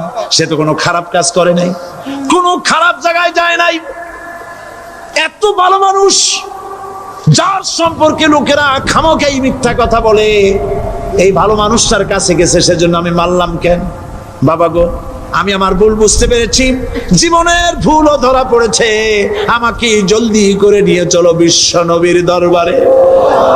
হযরত আবু হুরায়রার মা রাসূলুল্লাহর খেদমতে এসে ঘোষণা করলেন, আশহাদু আল্লা ইলাহা ইল্লাল্লাহু ওয়াহদাহু লা শারীকা লাহু ওয়া আশহাদু আন্না মুহাম্মাদান আবদুহু ওয়া রাসূলুহু। আমার ভাইয়েরা, আল্লাহ রাব্বুল আলামিন মানুষ সৃষ্টি করে পৃথিবীতে পাঠায় দিলেন, খাবারের ইন্তজাম করলেন। এগুলি সব আল্লাহর পরিচয়। আল্লাহরে চেনার জন্য বড় বড় কিতাব ঘাটা লাগে না, কিসমতে যদি থাকে দুই একটা দৃষ্টান্ত যথেষ্ট হয়ে যায়। সুবহানাল্লাহ, সুবহানাল্লাহ, দুই একটা দৃষ্টান্ত যথেষ্ট। আল্লাহ পাক সমস্ত সৃষ্টি জগৎকে তৈরি করলেন, সৃষ্টি করলেন, আর তাদের খাদ্যের ব্যবস্থা করলেন। কে করেছেন খাদ্যের ব্যবস্থা? খাদ্য দেন আল্লাহ। কিন্তু অহংকারী যারা, তারা বলে দেশের বাম্পার ফলনের জন্য সমস্ত কৃতিত্ব সরকারের। বলেন আস্তাগফিরুল্লাহ, বলেন নাউজুবিল্লাহ। এদের একজন বলছিল 3 বছর কিছু দিবার পারুম না। লোকেরা কয় আমরা না খাইয়ে থাকুম, আল্লাহ কয় আমিও দেহুম। কদ্দুর পারো না খাইয়ে থাকতে। ফসল কে দেন? জোরে বলেন কে দেন? বাম্পার ফসলের ফলনের দাবি সরকার করতে পারে না। এটা কুফরি, এটা শিরক। জমিনের ফসল কে দেন? আকাশের বৃষ্টি কার? পানি কার? সার কার? সব আল্লাহ পাক। আল্লাহ পাক কোরআন শরীফে বলেছেন, লাইন শাকারতুম লাযীদান্নাকুম ওয়া লাইন কাফারতুম ইন্না আযাবী লাশাদীদ। আমার নিয়ামতের শুকর যদি আদায় করো বাড়ায় দেব, আর যদি কৃতজ্ঞ হও, শুকরিয়া আদায় না করো, মস্ত বড় শাস্তি দেব। ফসল দেই আমি, আর শুকরিয়া আদায় করো তোমার বাজানে। ঠিক কিনা? শুকরিয়া আদায় করে কার? বাজানে। একটা লোকের, একটি মানুষের যেই প্রশংসা এই সরকার করলো, বিগত 4.5 বছর ধরে একটা মানুষের যত জিকির করলো, প্রশংসা করলো, ছবি টানাইলো, যদি এতটা জিকির, এতটা স্মরণ আল্লাহ রাব্বুল আলামিনের করতো, ওদের জন্য আল্লাহর জান্নাতের দরজা খোলা হয়ে যেত। প্রশংসা করবে কার? চিল্লায় বলুন। আল্লাহ পাকের প্রশংসা করো। খেতে দেওয়ার মালিক তিনি। আল্লাহ পাক বলছেন, আল্লাহকে, তার পরিচয় আল্লাহ তুলে ধরেছেন, ওয়ামা মিন দাব্বাতিন ফিল আরদি ইল্লা আলাল্লাহি রিজকুহা। এই পৃথিবীর ভিতরে এমন কোন বিচরণশীল জীব নাই যার রিস্কের দায়িত্ব আমি আল্লাহ গ্রহণ করি নাই। সুবহানাল্লাহ বলবেন না? রিস্কের দায়িত্ব কার হাতে? আচ্ছা দেখুন তো, পৃথিবীর সমস্ত সরকারের কাছে বিভিন্ন মন্ত্রণালয় আছে না? খাদ্য মন্ত্রণালয় বলে কোনো মন্ত্রণালয় আছে কিনা? আছে। খালি কয় খামু আর খামু। খাদ্য মন্ত্রণালয় আছে, থাকার পরেও মানুষ না খাইয়া মরে। ঠিক কিনা? এবার একটু তাকান তো, জ্ঞানের চক্ষু দিয়া তাকান। ফরেস্ট এরিয়া, বাঘ আছে কিনা? নাই। সিংহ আছে কিনা? গন্ডার আছে কিনা? হাতি আছে কিনা? বিশাল বিশাল প্রাণী আছে কিনা? জঙ্গলে ছোট্ট প্রাণী থেকে, পোকা থেকে শুরু করে গন্ডার পর্যন্ত, টুনটুনি পাখি দিয়ে শুরু করে ঈগল পাখি পর্যন্ত, নদীর ভিতরে ছোট্ট চুনো পুঁটি থেকে শুরু করে তিমি মাছ পর্যন্ত। প্রাণী তত্ত্ববিদরা বলেছেন, সমুদ্রের ভিতরে এমন এমন বড় বড় তিমি আছে যে একটা তিমির ওজন 5000 টন পর্যন্ত হয়ে যায়। 5000 টন তিমিটার ওজন। এর যখন বাচ্চা হয়, তখন বাচ্চার দৈনিক দুধ লাগে 50 থেকে 60 মণ পর্যন্ত। কে ব্যবস্থা করে? রুহান মান ফেরেশতা। তো ওর মা যেমন, বাচ্চাও তো সেরকম হবে। ঠিক কিনা? কে দেয় খাবার? এবার দেখেন তো, আপনার দেশের এই জঙ্গলে কত হাতি আছে। হাতিরা মিছিল করে আসছে যে আল্লাহ আমাদের এখন আর খাইতে টাইতে দিতে পারে না, বাংলাদেশের গভর্নমেন্ট কিছু দাও। আসছে না, খাইয়া ক্ষুধার জ্বালায় হাতি মরেছে, বাঘ মরেছে, সিংহ মরেছে, এর কোনো দৃষ্টান্ত আছে? ক্ষুধার জ্বালায় আকাশের উড়ন্ত পাখিরা ছটফট করে মারা গেছে, দৃষ্টান্ত আছে? নদীর মাছেরা ক্ষুধার জ্বালায় ভেসে উঠেছে, না খাইয়া মরে গেছে, দৃষ্টান্ত আছে? মহান আল্লাহ রাব্বুল আলামিন কোরআন শরীফের ভিতরে বলেছেন, অনেক প্রাণী এমন আছে যারা তাদের খাদ্যকে সঞ্চয় করে না, খাদ্যকে জমা করে না, আহরণ করে না। সকাল বেলায় একটা খাবার খেলো, দুপুরে কি খাবে তার জানা নাই। শকুন পৃথিবীর মাটি থেকে 3 মাইল উপরে ওড়ে, তার চোখকে আল্লাহ পাক এত তীক্ষ্ণ বানিয়ে দিয়েছেন, এই চট্টগ্রামের কোথায় মরা গরু আছে 3 মাইল উপর দিয়ে দেখতে পায়? সুবহানাল্লাহ করতে ইচ্ছে করে না। এই প্রাণীগুলি খাবারগুলি কোনো গভর্নমেন্ট জোগাড় করে রাখে নাই, আল্লাহ পাক বলেন সবার খাবার আমি দেই। সকাল বেলায় সমস্ত প্রাণীগুলি, মহাশূন্যে পাখি,